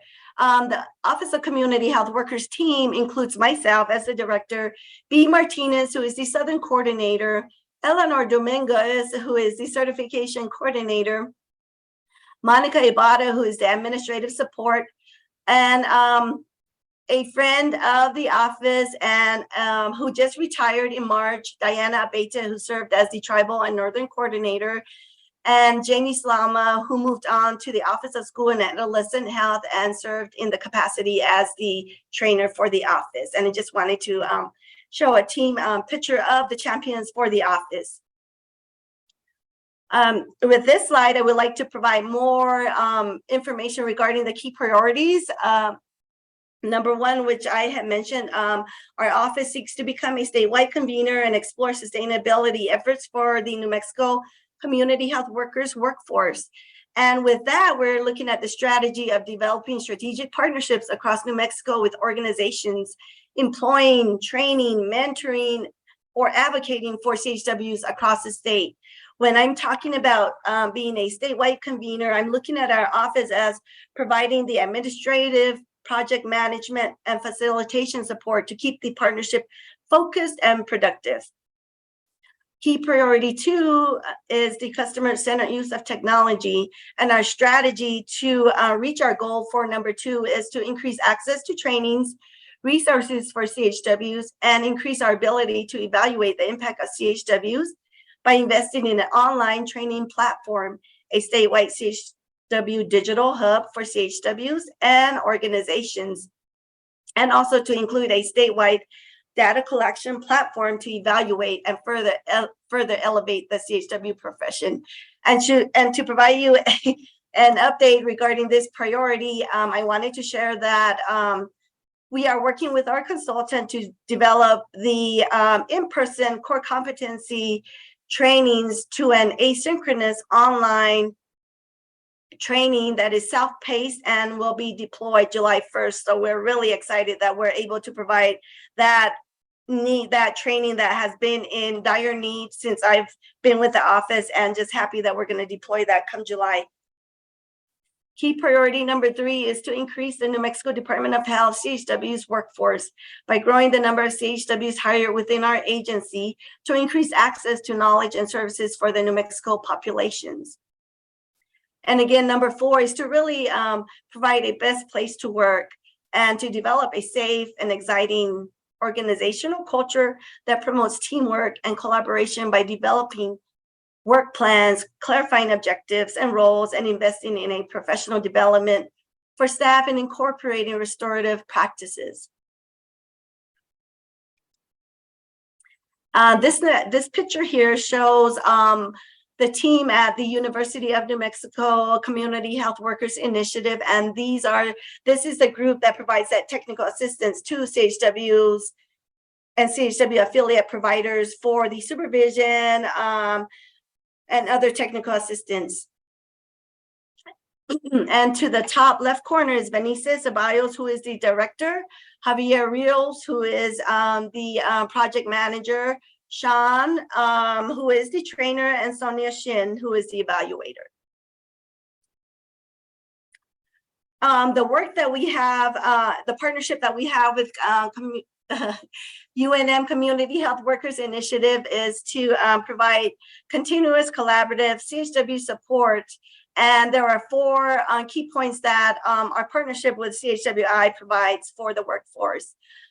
Between our partnership, we offer continuous statewide support to CHW, CHRs, promotores de salud, and partner organizations through ongoing training for CHWs, supervisors, and other key stakeholders.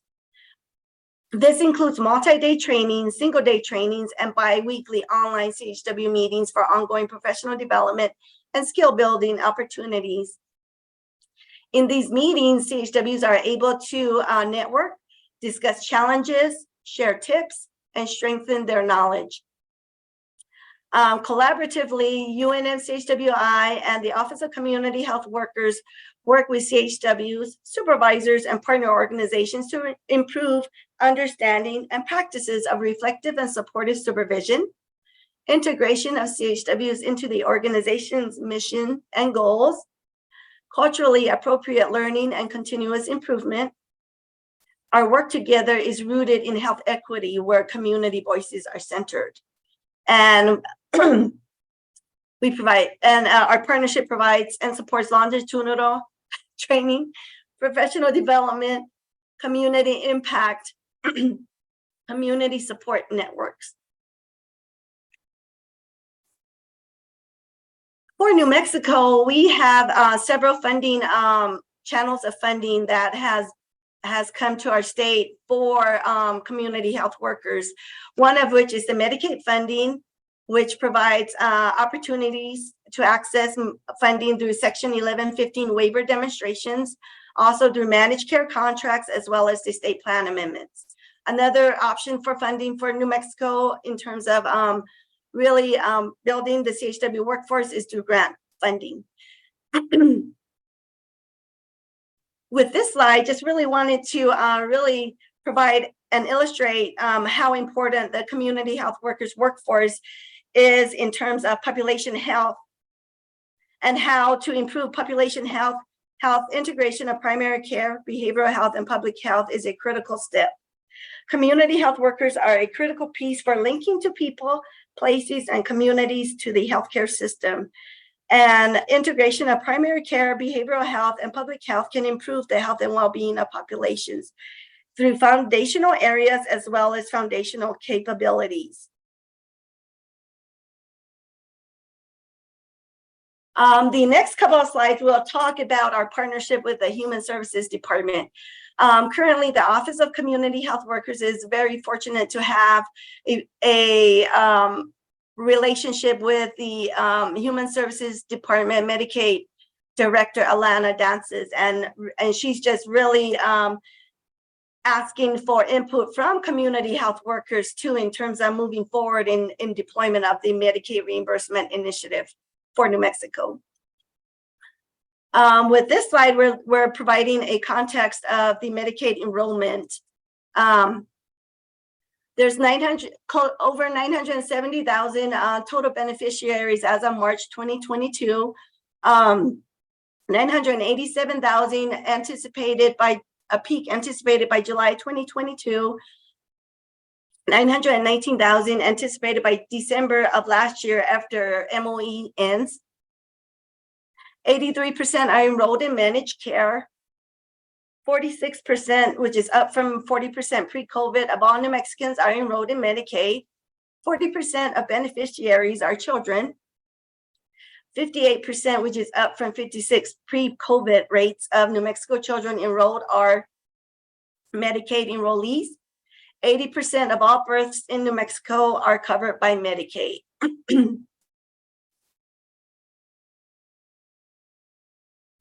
This just provides additional data points for New Mexico's Medicaid program, population data as of January of last year. And it looks like there's 54% that is covered by Medicaid in managed care organizations. 38%, are covered by the Medicaid population. 38% is covered by the managed care organizations, and 8% is covered by fee-for-service.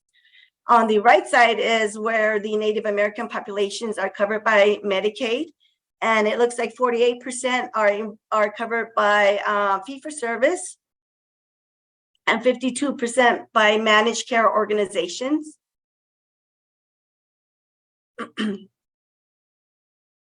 The next couple of slides are just more information regarding CHWs and the return on investment, but we all know how valuable community health workers are in our community statewide. So this is not new information. Published data with the Human Services Department is that CHWs are very instrumental and have demonstrated a reduction in A1C, cholesterol, and blood pressures. There's a reduction in mortality at 6 months. The return on investment for the asthma program is 4-to-1, 3-to-1 for high needs for the Medicaid program. CHW's program reduced urgent care visit savings between $1,300 to $1,800 per patient on a monthly basis. CHW's reduces acute care needs by decreasing ER visits, hospitalizations, readmissions, urgent care visits. And community health representatives have increased utilization of services, 3.2 increase in primary care visits, a 6.3 increase in behavioral health services, and a 9% increase in pharmacy visits, with an overall reduction of falls. The next couple of slides will talk about the reimbursement expiration and New Mexico's direction. This slide provides potential Medicaid payment structures and provides pros and cons for each of them. With the managed care contract, the advantage is that it already exists in structure. However, the downfall is that CHWs are hired by managed care organizations and embedded within their structure. The 1115 demonstration waiver is easier to pilot, more flexibility in scope as well as care delivery. However, it does not include fee-for-service bills. It starts in 2024 and is only a 5-year demonstration that needs to be renewed and not necessarily approved by CMS. The state plan amendment process includes fee-for-service bills, will be in the state plan permanently and can start within a year. And we're looking at the end of July for New Mexico. The downfall is that it's more restrictive on the scope of work and settings. The proposed reimbursement model for New Mexico. Right now, we're looking at certification to be a big component of reimbursement and reimbursement billing for CHWs.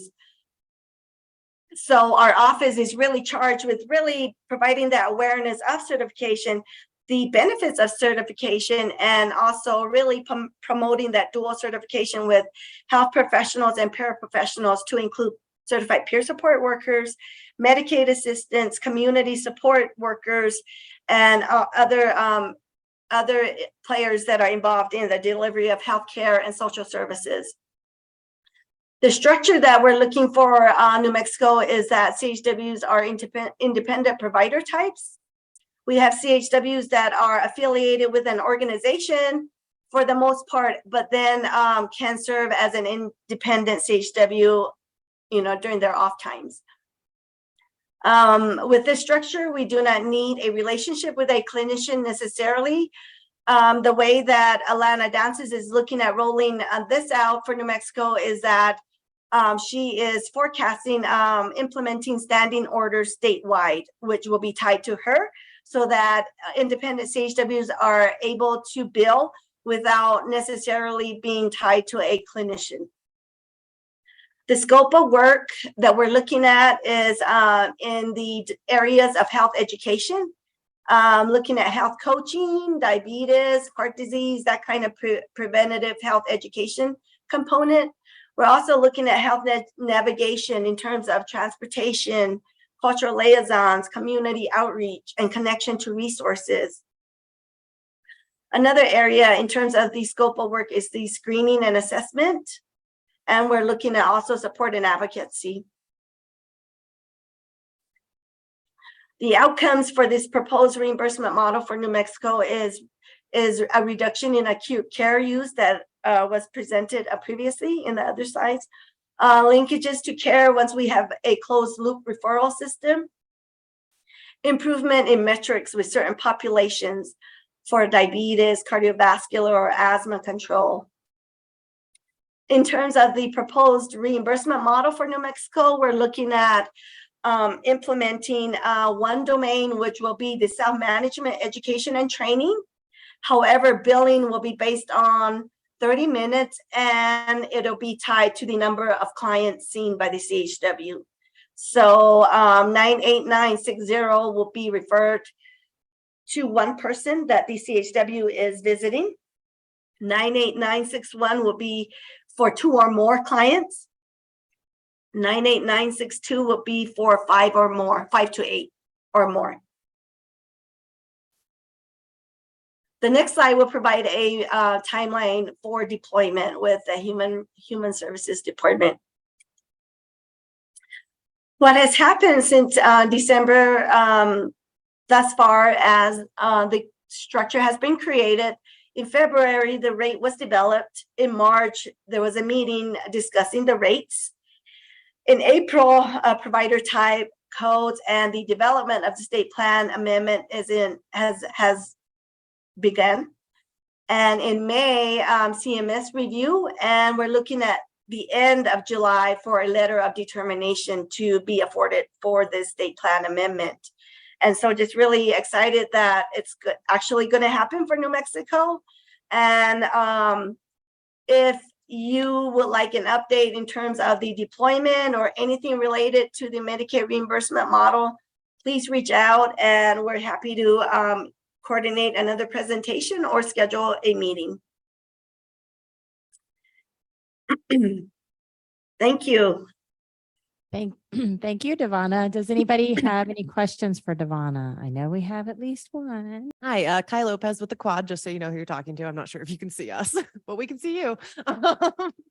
It's actually me, and both of my colleagues have a couple of questions, but I'm just going to reiterate them for them. First of all, we were wondering where to get those codes for the community health workers to be able to bill on their own. Is there like a website specifically or anything? Not to my understanding, but I can put my name in the chat and then you can just email me and I can share the codes with you if that works for you. That would be lovely. Thank you so much. And so I was actually also really hoping to hear about how accessibility would be increased for community health workers. I got my CPSW last year and was never actually able to work in the field because the hours and the pay were always too much and too less in that order. Multiple jobs would require me to work 8 to 12-hour days. Even if it was like an accessibility thing, it was just like, oh, well, we need this for the thing. So I was kind of hoping to hear a little bit more about how moving forward, the CHWs are going to have accessibility within the workforce so that they aren't, because I know at least half of us have been people who have been beaten down by society to begin with. So it's a little harder for us to be putting in those like insane kind of hours all the time. Right. I totally understand where you're coming from in terms of responding to your question. I would have to get back to you regarding that. If you can email me, I can definitely respond to you in that respect. Just wanting to let you know that the compensation that is being developed with HSD for CHW is looking more like $6,000 with benefits at a rate of $60 per hour based on what I shared with you previously, but that's as much information I have currently. I know that we're meeting with Alana Dances on June 13th to learn more of the compensation and the math behind the rollout of the billing for Medicaid. I know that didn't answer your question, but if you can email me, I can definitely respond to your question. I will. Thank you. Would there be an opportunity to attend these meetings as you consult in reference to how it's going to roll out? Yes, we haven't gotten to that planning stage yet, but we are definitely planning on having community forums to inform and also obtain input from the community as well, and provide details of how our office in partnership with HSD is going to roll out in terms of providing technical assistance to communities, to also include tribal communities as well. Would you be sending out an email invite when you do collaborate? Because I definitely would love the opportunity to be part of the talking circle, so to speak. Sure, definitely. We can do that. And in fact, our office, before I forget, is going to be deploying an environmental scan, which will really help deployment of this Medicaid reimbursement model. And we're looking at possibly the last week in May to roll this out. And so what we're planning on doing is to host the environmental scan, which will be a survey directly for CHWs, as well as a survey for CHW providers and organizations, to really understand the landscape of New Mexico and really understand where CHWs are working in, if they're the compensation that they're currently receiving, if it's tied to any benefits, specialty areas, if there's any needs that we need to address for the workforce. That will be an opportunity to provide that information on the CHW provider organization link. We're looking at identifying areas where our office, in partnership with Community Health Workers Initiative through the University of New Mexico, on how to better provide technical assistance in terms of CHW supervision, or building the CHW teams, and also integrating the CHWs in behavioral health and primary care settings, and just really just trying to be a resource to both entities, the CHW workforce as well as the providers as well. So be on the lookout for that. If you're interested in responding to the survey, please, my email is in the chat. Just shoot me an email and I'll make sure that you get the survey. I'll get the survey out to you. And for those of you in the room, I'll actually post Devana's email on the board here in just a moment, so you don't have to track it down in the chat. Sorry, Devana, go ahead. Thank you. No, thank you. And again, it's just really just a way of learning how the social determinants of health are being addressed for New Mexico, and how we can support health equity efforts statewide. Awesome. Thank you. I know there's more questions. What I'm going to do is I'm going to go ahead and I will get Devana's email put up on the board, and feel free to contact her with additional questions. We're running a little bit late. And so I want to also have respect for our panel that's going to come up here in a little bit. So thanks so much, Devana. I will get them connected with you directly. Thank you again to Dr. Martinez, if he is still here. So thanks for being here again, and welcome back. As a reminder, this meeting is being recorded, and for our online attendees, cameras and microphones are activated today. However, we do ask that you keep your microphones muted. And now we are pleased to have a panel discussion facilitated by Aaron Marshall, CEO of Constellation Consulting. Aaron is also a practicing attorney and incoming chair of the Health Law section of the New Mexico State Bar. And serving on the panel today are Cindy Howell and Rose Nelson from Western Sky Community Care, and Dr. Latha Shanker from Blue Cross Blue Shield of New Mexico. Cindy Howell holds a Master of Science in Healthcare Administration from the University of Illinois and is a registered nurse and a legal nurse consultant. She has more than 30 years of nursing experience, serving in various roles from nurse manager to trainer. Cindy has served on the American Case Management Association Advisory Board and worked with the New Mexico Nurse Executives Organization. She is currently the Vice President of Population Health Clinical Operations and Quality Improvement for Western Sky Community Care. Rose Nelson is the Senior Director of Health Equity and Behavioral Health Services for Western Sky Community Care. Rose is a first-generation American, born and raised in New Mexico. She is passionate about family and access to health care for all, and it is through her role at Western Sky Community Care that she can make an impact in her home state by leading the health equity mission to increase opportunities for New Mexicans to live their healthiest, most fulfilling life possible. She holds a BA in psychology and Spanish and an MA in counseling education psychology. She is an independently licensed mental health counselor and has worked in managed care for 12 years. Dr. Shanker joined Blue Cross Blue Shield of New Mexico as Chief Medical Officer in March of 2022. She has served as a physician executive for approximately 11 years and is experienced in ambulatory, inpatient, and managed care settings. As Chief Medical Officer, Dr. Shanker directs the development and clinical oversight of healthcare management and quality programs at Blue Cross and Blue Shield of New Mexico.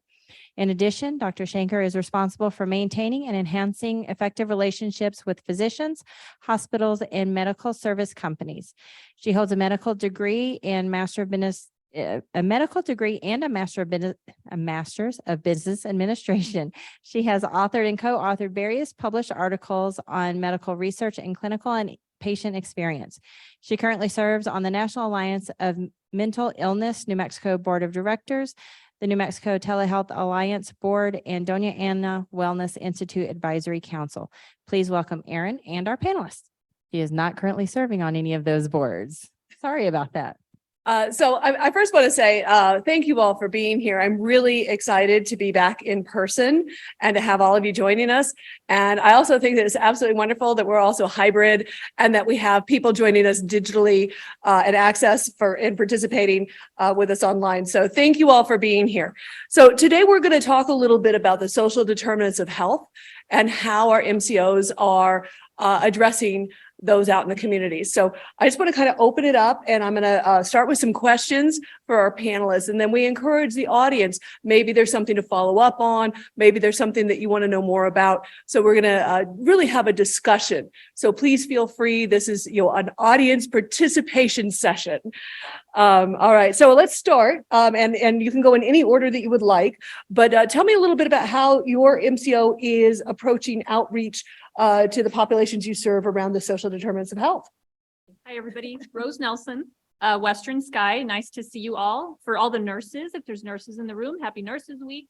And of course, want to bring attention to Mental Health Awareness Month as well. Very important. Hopefully everybody goes to the NAMI walk in a couple of Saturdays, not this Saturday, but next Saturday. See you there. All right, that's my spiel on the first day.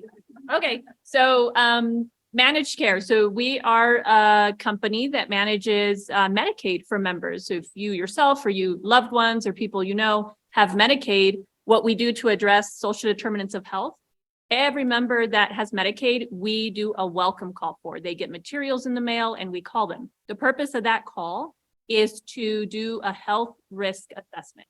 The health risk assessment helps us assess the needs of our members. It's an initial call. It doesn't take very long, and it asks very specific questions to get an initial understanding of their needs. Now, during that call, we offer our members care coordination. Care coordination is such an important part of managed care. We have staff that is trained in both medical and behavioral health needs. If the member agrees to care coordination, we do an even more thorough assessment that takes a few hours, and it's actually in the member's home, right? So we schedule an appointment to go see the member in their home. And the assessment runs through all the questions you can think of about their health, anything related to medical, behavioral, including social determinants of health needs. Through that assessment, we identify what support the member needs. Based on the information the member gives us, we can help them access any service that Medicaid covers, as well as close the gap on any resources they need in the community, food insecurity, housing. And so that assessment is extremely important. And one of the things that you can do to help us as either community health workers, nurses, for anybody you talk to that has Medicaid, encourage them to participate in care coordination. Help them understand that we are there to support them and help them. We know that insurance is not always synonymous with helpful, right? For us that maybe have commercial or something like that, it's really not the same. But for Medicaid, we provide a lot of support, a lot of resources, a lot of support. And that really does happen through care coordination. So one way you can help the people that you support is encourage them to say yes to care coordination. I was just hoping we need to get a little closer to our microphone so that the people online can hear us. I am pretty loud. And they are movable, so you can move the microphone to you if that's easier. Testing. Oh. Hello. Hey, there I am. So sorry if you didn't catch that online. So I'll allow Cindy and Dr. Shankar to add anything else you want to add to that response. So thank you. That was a great start, and happy Nurses Week. I wouldn't have remembered unless Rose reminded us. So again, Rose and Cindy, we all used to work together as well. So in addition to some of the outreach and work that Rose briefed, it's part of the HSD mandates. Our organizations also do other things, and some of the things that we do pertaining to SDOH is we have something called POP-ART tool, which stands for Population Analytics and Research Tool. So what we do is we take data from the health plan, such as provider claims, membership data, member claims, and we can layer it over the public survey data on all the SDOH metrics. We can also layer in, for example, you can take the demographic metrics and then layer them onto HEDIS metrics. Then we can layer utilization metrics, how many people are using emergency department. We can also layer that on some of the SOGI metrics. I think SOGI stands for sexual orientation. Gender. Sexual gender, what is it? Sexual orientation, gender.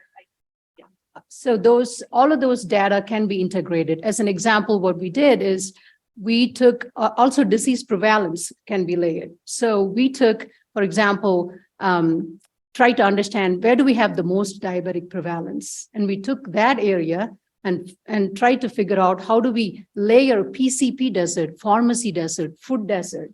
And then now we've been reaching out to that population and have them send a link where they can just click on it and go to a diabetes management program, like an online telehealth program. That's one of the things.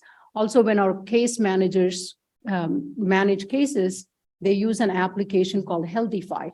I'm not sure if any of you are familiar with this app, but this helps them identify where they have the resources, food pantries, housing, and all of those. And we keep improvising that. We also have other programs where when we get HEDIS gaps or any related gaps in care, we try to work with the pharmacist in the community to see if the pharmacist can discuss with the patients, because the patients come to the pharmacies all the time.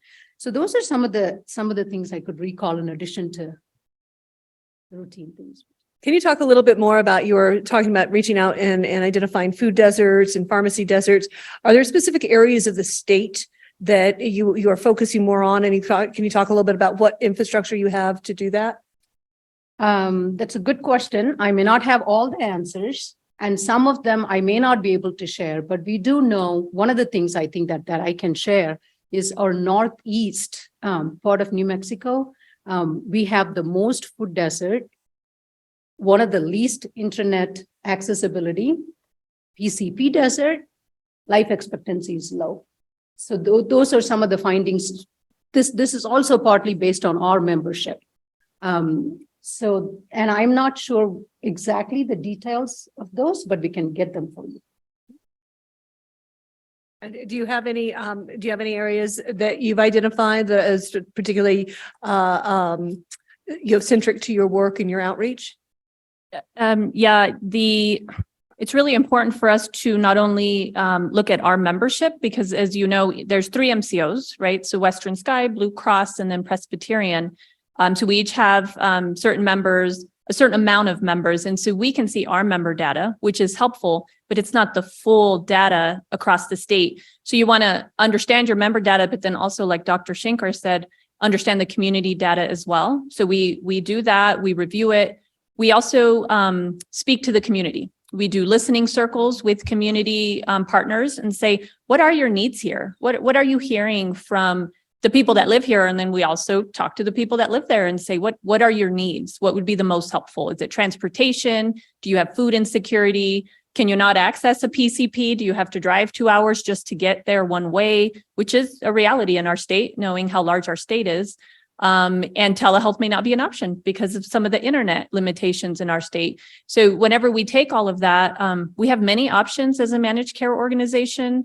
We can do community partnerships where we provide funding to ensure that the community has the resources they need.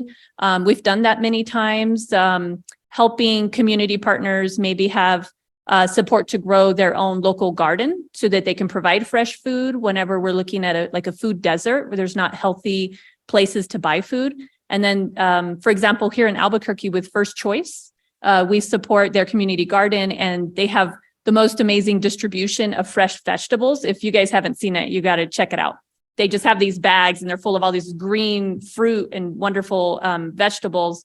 And they hand them out to the people that they serve. And we, of course, help support that, not only financially, but through ensuring people are aware of the resource. But there's a lot of opportunity across our state. There's a lot of deserts, both with providers and social determinants of health. And the MCOs all try to play their part in contributing and helping. But there's more to do. And we only know if we get the feedback. So you working in the community and partnering with us are a really important factor to us knowing what's going to make a difference, right? You hear the people you serve telling you, this is really hard for me. I can't get there, transportation, food, whatever it might be.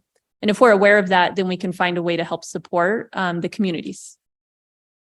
I also would just like to add that some of the data that we also use is data from the Department of Health, because that's obviously statewide. And so they have some good data that we look at overall for the state to help us focus not only just on our members, but on membership across the state as well.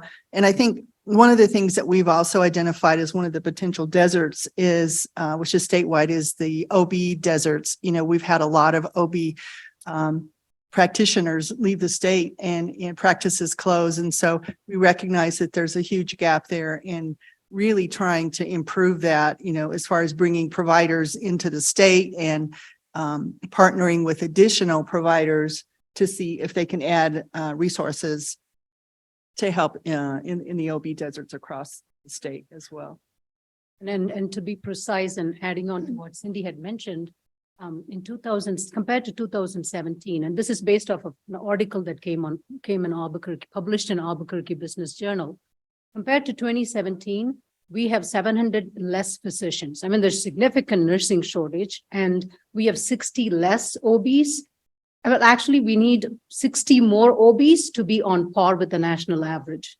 And we need 100 more psychiatrists to be on par. And we need 380 some, I don't remember the exact numbers, physicians to match the national average. So That's the a, question is, and I'm just going to repeat that for our people online. So, which is a brilliant question. So the question from the audience here is, what strategies are you using to bring providers into New Mexico? so the thing that's a loaded question, but a great question. I think the first part is understanding why they are leaving. We are not exactly sure, but then there are some things that we know for sure, right? Again, was in one of the articles that was published where they say there is a high malpractice, there's low Medicaid reimbursement, and we have gross receipt tax. It's basically sales tax on medical services, right? For example, 1/3 of New Mexicans is being served by Medicaid. Comparatively, in Colorado, Texas, and our neighbor states, Arizona, it's around 17 to 20%. And I know there was a policy, there's legislative session where we supported, all MCOs supported that, and we have some good movement towards that. And so wherever possible, we try to reduce the administrative burden, and that's easier said than done. But I will tell you, there's been a keen focus from the MCOs, understanding for Blue Cross has been working on everything possible to reduce the administrative burden. Do we need prior authorization? And the MCOs that I worked in the past, the same angle we have placed, right? Do we need prior authorization? How do we reduce the burden? That's going to be a continuous process. We also are trying to find ways to recruit. For example, in the last Centennial Care, we had these DSITs, Delivery System Improvement Target. And if you look at those targets, the state basically gave us opportunities or instilled that creativity in us to improve access. All of those measures are access improvement, but there's only so much MCOs alone can do. There's much to be done as well. I think it's going to be a collaborative effort with MCOs, delivery systems, the milieu we provide, right? Reducing crime rates, opportunities, employment opportunities for the non-healthcare partners. There's a lot to be unpacked there, but that's important. I might add that one of the things that we do, and I'm sure Blue Cross and Pres does this as well, as we've increased telemedicine, the teledocs of having, bringing more physicians here to the state. And unfortunately, it's not face to face, but as you all know, during COVID, it kind of forced us to move towards that direction. And we had a significant increase in telemedicine across the state, like nearly 50% usage in the time that COVID hit. But we recognized that it actually was beneficial. It wasn't being used that much before COVID, but we found that now a lot of members actually prefer that because of the convenience. And so we have had an increase in telemedicine, and we continue to increase the number of providers bringing them into the state, particularly specialists, behavioral health, and then all of the specific specialists are kind of a challenge sometimes to get, but I know that many of the primary care practices are working with us to get increased specialists like cardiologists and perinatal folks. So I think there's definitely opportunity to bring more here into the state. But I have to say and agree with Dr. Shankar, there are some challenges here that deter some of the physicians coming to the state, with some high taxes and such. And the Medicaid population actually continues to grow. I think the numbers, we were almost at a little under 500,000 Medicaid members in the state, which is significantly much higher than many of the other surrounding states. I'm going to try and summarize that wonderful question. So the question from the audience is, what resources or programs are in place or being developed that would support, people who live here, who love New Mexico, who, are, their families here and they're dedicated to the state. I'm summarizing because that was beautifully said, and I didn't say it as beautifully as you did, but basically who want to stay here and would like to be trained as medical providers, physicians, and, in other health occupations. So if you talk a little bit about your programs. Well, as we know, the 5 key areas of SDOH that we try to focus on are the economic stability, educational access, healthcare access, safe neighborhoods. This is CDCs, right? Safe neighborhoods and the society and the community context. So we intentionally collaborate and partner with organizations. For example, with educational access, I think Blue Cross Blue Cross New Mexico celebrated the 32-year of Operation Back to School. So there are other organizations. We have a 2-page information that consolidates all of those areas. We can share that with you. We're also looking at those discussions have begun. We recently heard our governor speak, and she said the MCOs have to specifically work on that. So we are looking at opportunities on how to do that, right? There might be opportunities, but very early stages of looking into those.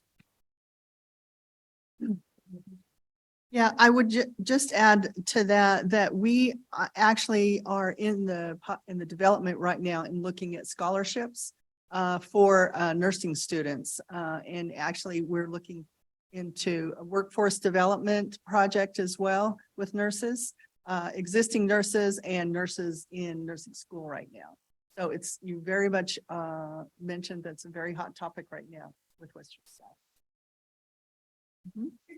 Yeah, thank you, Cindy. And then I'll add on the behavioral health side, we partner with the National Latino Behavioral Health Association, wonderful organization if you're not aware. And they have a scholarship every year opportunity for their students that are pursuing a behavioral health degree, a higher level behavioral health degree, and are committed to serving New Mexicans. So this would be culturally appropriate behavioral health care from a Hispanic person, a Latina person that is willing to practice in New Mexico and provide behavioral health care. And this is at master's level, PhD, PsyD level. So really exciting. And we've been sponsoring that scholarship since we went live in 2019. And I also offer mentorship to any of the students that are willing and need that because myself, I'm a licensed counselor and a first-generation American and understand the need and the support. Whenever you don't have parents that went to college before you, you're just trying to find your own way, happy to support anybody that is wanting to find that path. And really important in our state to have someone that speaks your language and is providing you support. We also offer a lot of training, like tons and tons of free training to any professional, and that includes nurses, foster care parents. We will be offering interpreter training. So anybody that wants to be certified as an interpreter, this would be for a behavioral health. And so someone that speaks both Spanish and English and wants to be a certified interpreter, which can bring, money if you want to be paid to do that type of job. Really important job. We're doing that also through the National Latino Behavioral Health Association, 2 trainings. So it'll be for the interpreters to be certified. And then also very importantly, for people that have to work with interpreters, how to utilize an interpreter correctly, which is really not something you can just sit and start doing. You really should be trained to do that to ensure that the person you're serving is getting the information correctly that you're trying to get to them, right? And then they can communicate back to you in the correct way. So anyways, those will be coming out in June. Make sure and get it to the organizers of this event so you can get those details.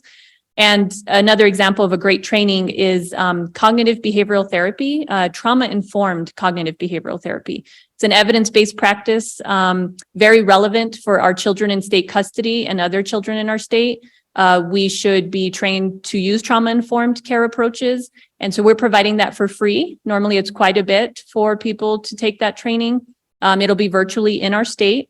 There are limited seats, but I'll make sure and get that to the organizer. If you yourself or you know someone that wants to take advantage, it can lead to a certification. You have to take the training and then go through the certification process. But our state partners are planning on doing an enhanced rate for providers that are providing evidence-based services, that one being one of them.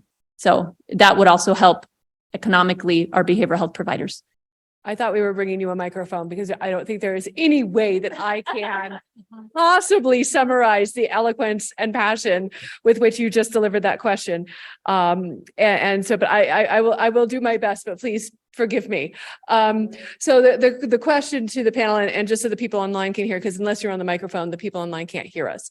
So the question is, what are you doing in these same programs we've been discussing the last couple of minutes here, is specifically in outreach to the Native communities, but even more specifically to the Pueblo peoples?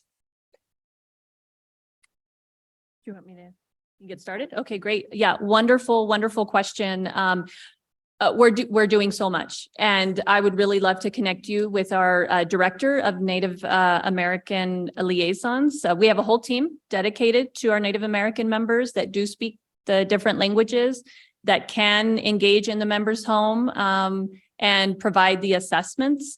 We're doing so many things. Eric, of course, is not here. Eric Lujan is our director and can really go into the weeds, but let's see here. I'll give some examples. We are supporting any Native American organizations that want to learn about grant writing, how to bill Medicaid, because I know that can be very complicated. Eric has meetings. We look at innovative ways of supporting the CHRs, which are the community health workers that are Native American. And we are in many conversations. Actually, let me tell you about this project we're doing, which we're really excited about. So we have partnered with Crown Point Detention Center, which is a detention center in Crown Point. They are trying to support anybody that happens to go to that facility and become incarcerated. And they were lacking a connection to behavioral health services. They weren't sure how to support the members. They didn't have the training. We have created a project with them where they're connected to Four Corners, which provides resources and help to anybody that's incarcerated in that facility. And we also make sure that those members are connected to care coordination through tablets we provide the facility. And most importantly, we ensure that they are connected to any Native American treatments through our value-added service, which provides money outside of Medicaid, because Medicaid doesn't necessarily cover holistic services that Native American people may seek.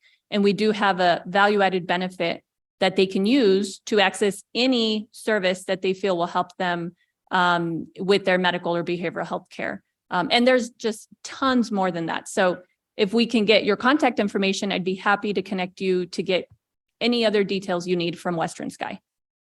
Likewise for Blue Cross, we can connect you not only. Okay, and we can still make the connection. Maybe there was a miss, but I'd still like to try if you're willing. We're willing to partner if you're willing. Likewise for Blue Cross, not only to learn what we're doing, but also give you feedback. Where do you see the gaps? Okay.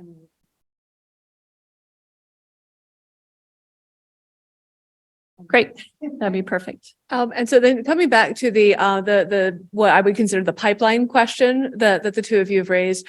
So it's an area of which I've personally been doing a lot of research lately. And when I interned as a legal intern with the university hospital, I had the opportunity to work with some of the students who are in the program who were medical students. And there's a statutory program, it's a state-funded program to really to identify students out in rural areas and to really work on developing and supporting those students who have the inclination and the aptitude to then go on and go through medical school and be trained as physicians. This is specifically for an MD program, medical doctor program. And then in return, they go back to those rural communities or other rural communities in need and provide a certain number of years of service in those communities. And that's not free of charge, but obviously, they would probably make more money in a larger city, but they would, but that's the whole idea, is that they would for how many years they receive in the program, they provide those years back in the community. So if you'd like to talk more about that, please reach out to me. I'm easy. I'm Erin at constellationnm.com. I'm, with the organization that's putting this on. So you get emails from Suzanne, my partner in crime here.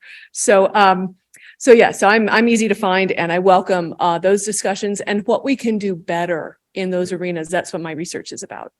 What support or opportunities for pharmacists that are in the community that want to practice just pharmacy practice that is not attached to a major hospital or a major pharmacy chain?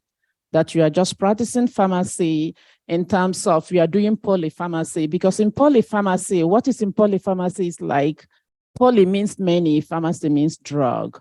And in the insurance world, we call it medication therapy management. So what opportunities do we have there? Because some of the time when you call and ask, it's like, oh, what are you talking about? But I know from researching, I know that there are so many big companies that take those jobs and then resource it out to pharmacy, and they become a middleman. Why not to the pharmacist that is doing the job? And they would take the job that is out here and somebody else will get it, and then you go back to that person and get it. And I mean, why do we need a middle person to have it instead of giving it out to the pharmacist? Because that's what they can do. And there are the pharmacist has actually grown out from the bottle of pills. There are so many things we can provide. It amazes me when we say, oh, we don't have a lot of providers. I believe that completely, with all honesty. But pharmacists are there gazing at people and they use them as they want and throw them out. And then when they need them again, they use them and throw them out. So it kind of boggles my mind. What is going on here? Because as we know, nobody practices above their scope. Every profession has its scope. So a pharmacist cannot get somebody into their pharmacy and start doing heart surgery or something like that. Even a general practitioner will not do it. So what are we doing to address that? So I'm not sure I understand the question, but just let me try to repeat what I think you said. Is you're questioning the pharmacists as far as you're concerned about their scope, or I'm not certain. What is it that you... Like, for example, I give example because pharmacists are drug experts. Right. When it comes to polypharmacy, because we know polypharmacy costs the nation 80 billion to 180 billion per annum. Why is it that pharmacists in the state can't get that job? You will see a lot of, like, if you go to the Indeed, for example, you will see a lot of remote control work or stay home work. You work as a medication therapy management, but you will not see such a thing in New Mexico. When you go and see that, they will give you somebody, from example, one insurance from New Mexico, but you get it from a different state. Why can't they use the people in front of them? What is going on? Why will it be given to another big organization? They are not even pharmacists, but they go out and hire a pharmacist to do that same job. And when you look at this, most of those people is like, it is only pharmacists in Washington, D.C. can do it. Why don't we have such opportunity in New Mexico? And when you want to do that, they will say, oh, we just give it only to like big companies that you have to be part of them before you can access that. So I think it's a question between community pharmacies versus like the chain pharmacies. And what are you all doing to support the community pharmacies that are based here versus partnering with Pharmacist, right? Pharmacist, yeah. My question is this, because I'm the only standalone pharmacy practice in the state of New Mexico. I have tried to get into the insurance to do their MTM, but it's more like it's impossible because maybe there's a chain pharmacy that is doing it.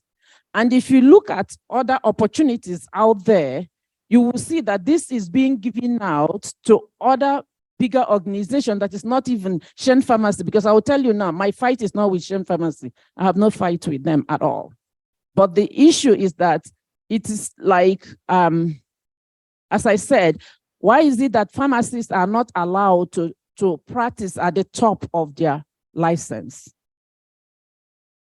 Why is it that it will be difficult for me to come to, for example, Western Sky, because I have Medicare, Medicaid? Can I do your MTM? No. What is going on? Can I do MTM for Blue Cross Blue Shield? I can't be able to get it. What is going on? I'll try to, first of all, your question is valid and completely understand where you're coming from. We always strive for having every one of us perform at our max capacity, because that's how we gain efficiencies. That as operational leaders, that's a focus we always have, right? I think part of the reason could be, and I'm not justifying the reason, but if you see the organizations are consolidating, there's a lot of financial pressures. And so if they have a unit, a pharmacy unit somewhere that's operating cohesively, and it's easy to train for them. If they use a group of pharmacists to, let's say one of the MCOs, if your question is pertaining to a MCO, which it appeared to be, then if we have 6 plans, 7 plans, like Centene has 50 plans, our company has 5 plans. So as we consolidate and to gain operational efficiencies, we have seen that happen, right? Some of these departments get regionalized, and I see that happen a lot in pharmacy. And then secondly, even when I practice, I still practice, when I tell a patient, hey, can you meet a pharmacist? They would rather meet when it's going to be a telemedicine appointment than a face-to-face, because we're only going to discuss medication. So that kind of comfort level with discussing medications could be contributing. I'm not sure. Don't know if I answered your question. And Erin, we actually Thank you, have a guys. question coming from Alma online. Oh, Thank we have a you. question from online. Okay. So Alma, I think that the other thing that she was trying to ask, because I'm working with a nonprofit called Salud Morena, and one of our providers, she does counseling. It took us a year and a half to get her to be for one of the agencies. And this is, I'm going to say, every insurance, every HMO is so complicated for the providers to be able to bill with those insurance. There's not an easy mechanism. There's not a person that is in charge. I've asked many of the insurance companies, who is the head of the department, so we can get this counselor get certified with the insurance company, the HMOs, and nobody knows. So it's really hard, like she was saying, even the pharmacies, it's really hard to connect with the correct person to be able to say, okay, I'm gonna provide this service, but then I'm gonna get paid by any HMO. It's really hard. There's nobody that we can say that we can connect to try to get that person established as a provider for that insurance company. And so I think that that's what was one of her questions. Why is it so hard? This counselor is Spanish speaking.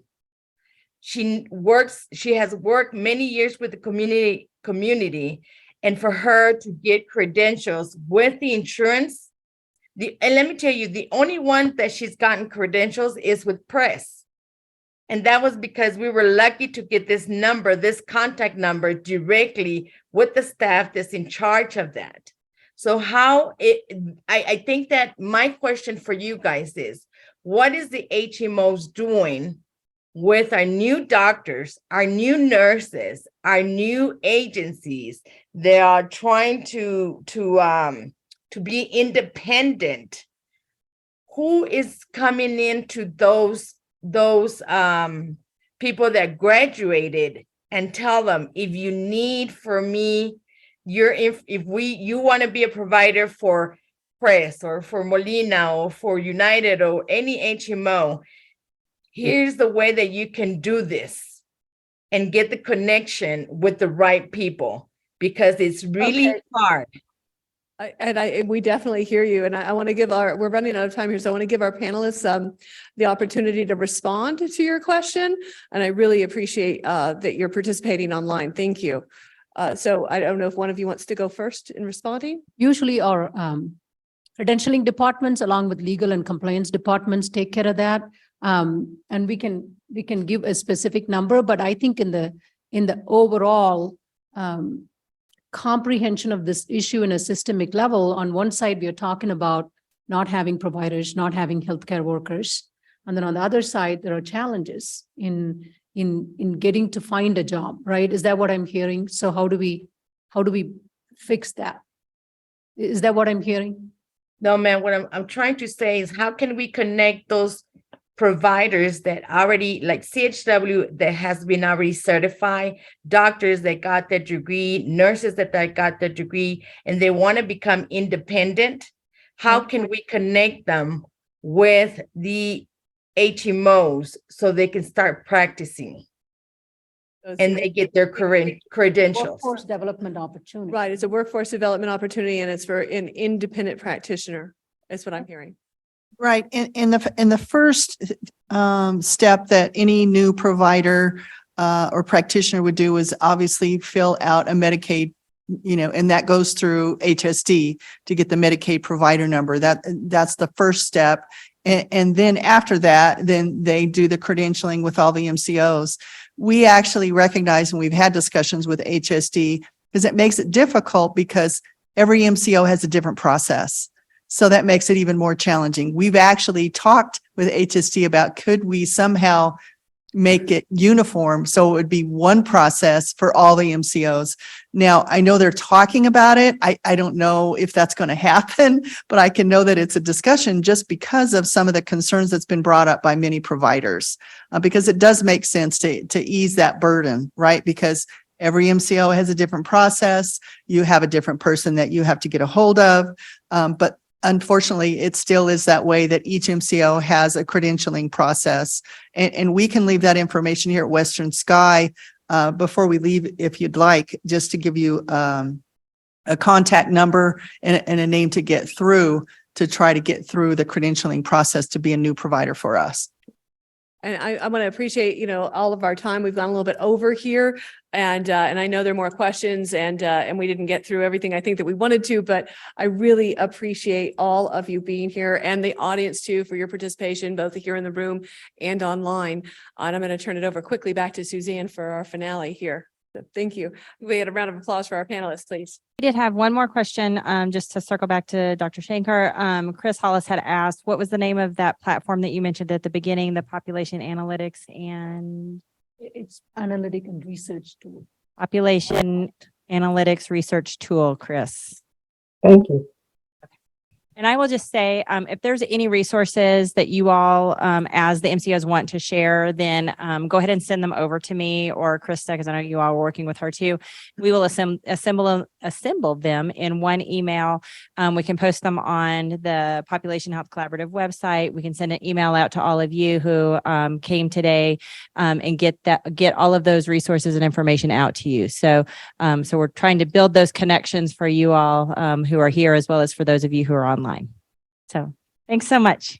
Okay, so finally today, we are pleased to welcome Lindsay Goodhue, last but not least, Program Manager for the New Mexico Department of Health's Heart Disease and Stroke Prevention Program. Prior to joining the DOH in 2021, Lindsay held roles with Presbyterian Healthcare Services and the New Mexico Area Health Education Center. She holds her BS in Population Health and is a certified pharmacy technician. Please welcome Lindsay Goodhue. All right. Hey, everyone. I'm going to try to cruise through this to be respectful for everyone's time. So yes, I'm Lindsay Goodhue. And firstly, thank you so much for being here. Everyone who's been online and been so engaged. This just has been great. This has been just wonderful. And I'm so happy to have this in person. We've been virtual for a few years and it's just not the same. So thank you, everyone. And we're going to try to cruise on through this. So I see what she meant. You really have to commit to clicking. So I do have some data. We'll share these slides. I'll let you read it. I do want to thank our epidemiologist, Wayne Honey. He gathered all of this information and I just had the opportunity to put it in some pretty slides. So we're going to talk a little bit about our heart disease and stroke deaths here in New Mexico. And I also have some information by county just on our hospitalization rates for heart disease. I'll share this. Everyone can look through it. We all know data is important, but not the most exciting to read off of slides.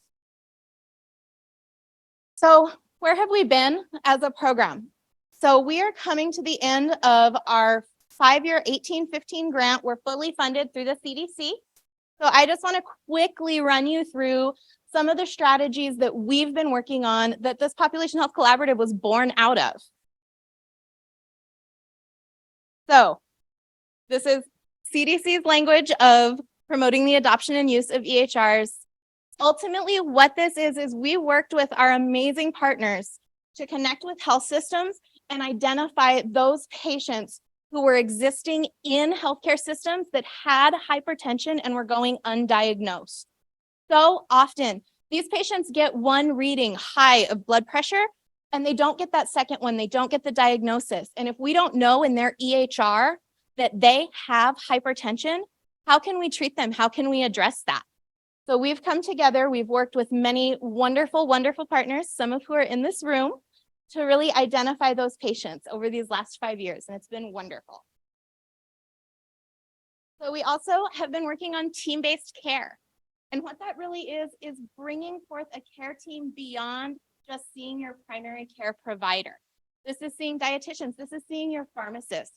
And here in New Mexico, what we've really learned is this goes so beyond the people in the room. We have to build these infrastructures. We have to include our community partners and our community-based organizations to really connect patients with the care that they need. This is not just taking a pill. This is not just taking your blood pressure once a year with the doctor. This is not just getting a pamphlet saying eat less salt. This is how do we really and truly integrate this into our lives.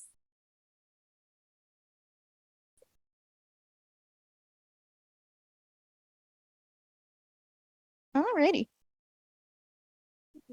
All right, so we heard a mention earlier of medication therapy management. I want to talk about it very briefly. We've had some amazing partners, particularly Durand Central Pharmacy, who through the pandemic even found a way to implement a medication therapy management program. They see their patients monthly, they meet with them, they get them on a synchronization program. So every one of their prescriptions is filled on the exact same day. And with that, the pharmacist, the techs, everybody in that system knows if somebody is behind on getting their medication filled.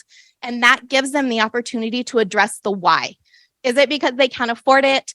Is it because they don't have transportation? What are the reasons? Is it because those medications don't make them feel well? If we don't know, we can't help. Beyond this, they've also added in self-measured blood pressure, and they meet with those patients and teach them about lifestyle coaching. They're even able to test their A1Cs in-house and do cholesterol screenings. So in this last 5 years, we've grown that. We hope to expand it. All right, so we have done a lot to really promote education of community health workers. We have worked with partners to do in-person, virtual in-person core competency trainings. We've started to get those back face-to-face. The upside to the virtual is that we've been able to reach people that would have otherwise had to drive to Albuquerque, to Santa Fe, to Las Cruces to take these trainings. We have also offered online continuing education modules in chronic disease management, as well as in self-measured blood pressure and in high blood cholesterol and the treatment and management of that condition. All right, self-measured blood pressure. So we've heard a lot of talk about that. What is it? So have you all, anybody, white coat hypertension? So you go into the doctor, you're nervous, it's stressful, they take your blood pressure and it's through the roof. It's not necessarily indicative and accurate of your screening. So when patients are able to take their blood pressure at home, number one, it gives people empowerment over their own condition. You learn what causes it. What causes those moments in your life that increase your blood pressure? You learn how to really take control. We have worked with partners to teach within a clinical setting as well as outside of a clinical setting to help patients monitor, to help patients learn how to track their blood pressure and then bring it back to their doctor and really look over those numbers to understand the trends and to really see, is medication necessary or is it something that can be managed with lifestyle? Or is it a combination? We don't know unless people feel confident to track those.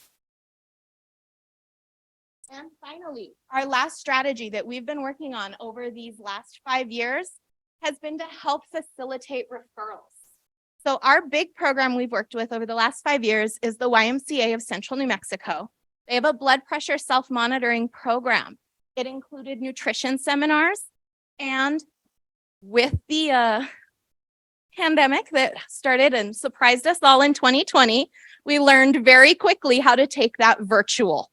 So that, in a way, expanded their reach. They were able to have people join from all over the state because, as you know, there are not that many YMCA locations here in the state. There's 2 in Albuquerque and there's 1 in Santa Fe that's very tiny, and there's 1 in Los Alamos. However, they're not all connected. So where are we going? We've come up that big hill, but I think we're only part of the way up. So we got to continue. So starting this July, we begin our new grant cycle. Things have changed. We've learned a lot of lessons, and we're moving more towards a health equity focus. We've done a lot of talking about the social determinants of health today. I'm not going to repeat everything you've already all heard. And much like we heard earlier, when you Google social determinants of health, one of the other images that comes up very quickly is from Healthy People 2030. But, you know, some of the things that we learned in our program during this pandemic, we learned how easily and quickly our healthcare systems, particularly our small independent clinics, had become completely overwhelmed. And when that happened, chronic disease management, unfortunately, had to take a back burner because we were in the middle of something worse. And so now we're moving forward and we've had to find ways to work together and to make things accessible. So we learned when work stops, it doesn't stop forever. It starts back up, and that's where we're at. And we've learned a lot of lessons that everybody in this room already knew. But nationally, we learned the lessons. Nationally, we learned that the social determinants impact your overall health. We saw that if you are struggling with cardiovascular issues, you are going to have a worse outcome from COVID-19. We knew this. We knew that if you were living in an area where you didn't have access, you were going to have more poor health outcomes than if you live somewhere with access. We knew this. Nationally now, a spotlight has been shined. So, for the next 5 years, again, back in the CDC language that is highly open to some interpretation, we're tracking and monitoring clinical and support services. So what that's going to look like for us is we are going to work with our partners to start to implement the Prepare screening tool. We've heard of it. I had to write it down because it's the longest acronym I think I've ever seen. It's the protocol for responding to and addressing patients' assets, risks, and experiences. It really just rolls off the tongue, I know. So we're going to work with our partners to help them implement this, help train them. Additionally, to create the tracking tools to know that not only is it being used, that it's then being effectively used. Because it does no good to say that this patient doesn't have transportation to get to the clinic and stop there. Then, okay, that's great. We know that. So our next step is through a learning collaborative that we'll be creating to connect patients with social services. As you see in this room, we need to connect. We operate in silos, and we don't know what the next person at the table is doing. And so by making these connections, we're able to increase and track referrals to actually help people that are in need and to really bring about a more equitable access to care. Strategy 2, we are continuing with team-based care. Team-based care is critical. This is not a silo of going to your doctor once a year.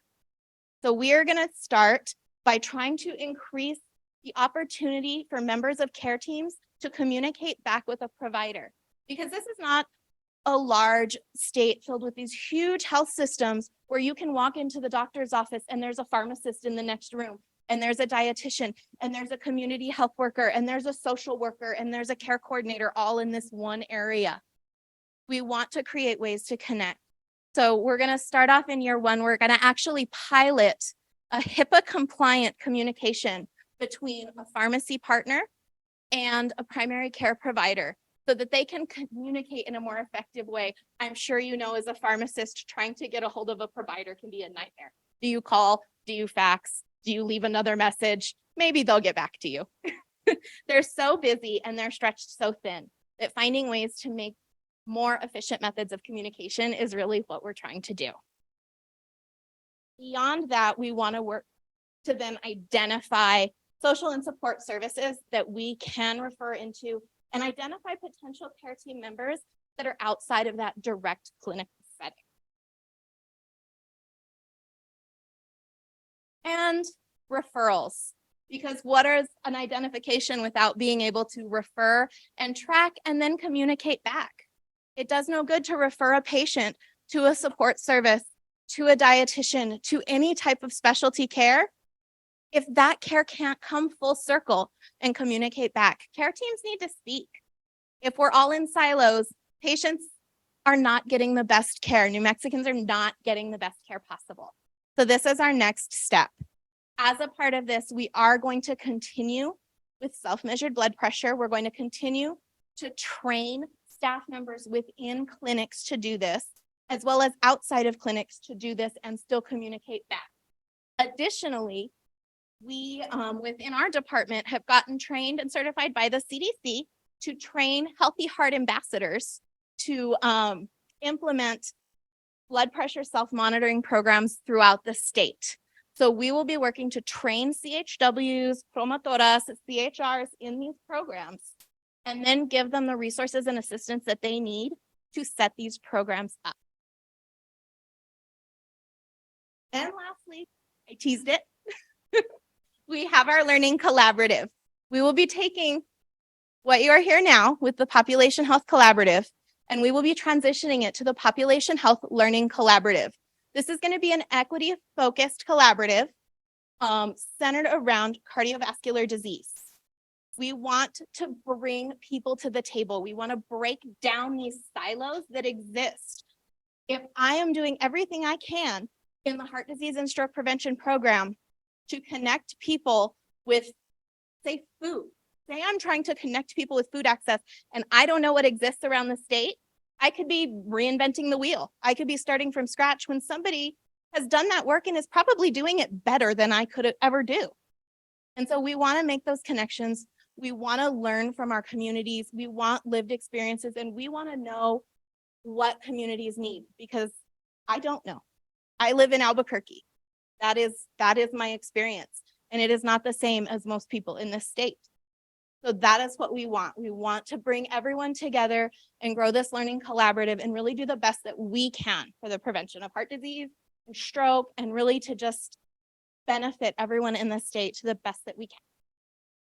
I know I went really fast. I was trying to be really respectful of everyone's time, so we didn't go too far over. But the last thing I have is all of our contact information. So I'm on there. We also have our director of the Heart Disease and Stroke Prevention Program, as well as the Diabetes Prevention and Control Program, Edwina Valdo. We have our health educator, Sarah Tolbert, listed on there, as well as our epidemiologist, Wayne Honey. He is a wonderful resource if you're looking for information about heart disease or diabetes within this state. So thank you. I'm sorry for going so fast. I know we're running a few minutes behind. Does anybody have any quick questions for Lindsay today? No questions. Okay. So before we end today, we encourage everyone to access our conference evaluation by scanning the QR code on the screen. This is also where you will request your CEU. So if you're requesting CEU for CHWs or CHWs, then go ahead and complete the evaluation. And then there's a few questions at the end to go ahead and request your CEU certificate. We can also do a certificate of completion. So go ahead and mark that on there. And then we will get those out to everybody within the next 14 days. If your organization has requested a stipend, then you also need to make sure that you complete this evaluation. We will be sending out stipends by mail within the next 60 days. So it'll take a little while for us to process the stipends. The CEU certificates will come via email, a link that you can go to generate your certificate. The stipends will come via mail as a check. So just know that, and the stipends will come in the next 60 days. So thanks again to everyone for your attendance, both in the room and online. Special thanks to our presenters, Dr. Perahone, Amy Whitfield, Dr. Martinez, Devonna Quam, Aaron Marshall. We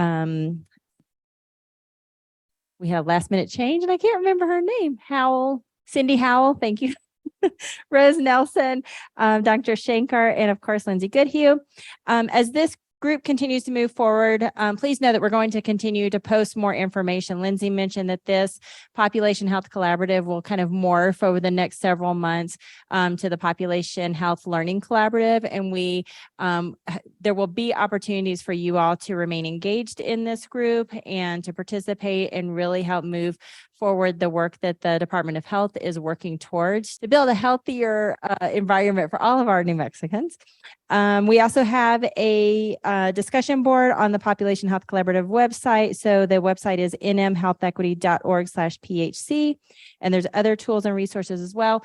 And I forgot to mention at the break, our friends at the Nicotine Use Prevention and Control Program brought a whole bunch of 1-800-QUIT-NOW materials. So please take those back to your organizations completely free. If you want more, Harold and Blanca can certainly help you with that. But there's a whole bunch of materials over here and they absolutely want you to take them back with you and not them. So yes, ma'am.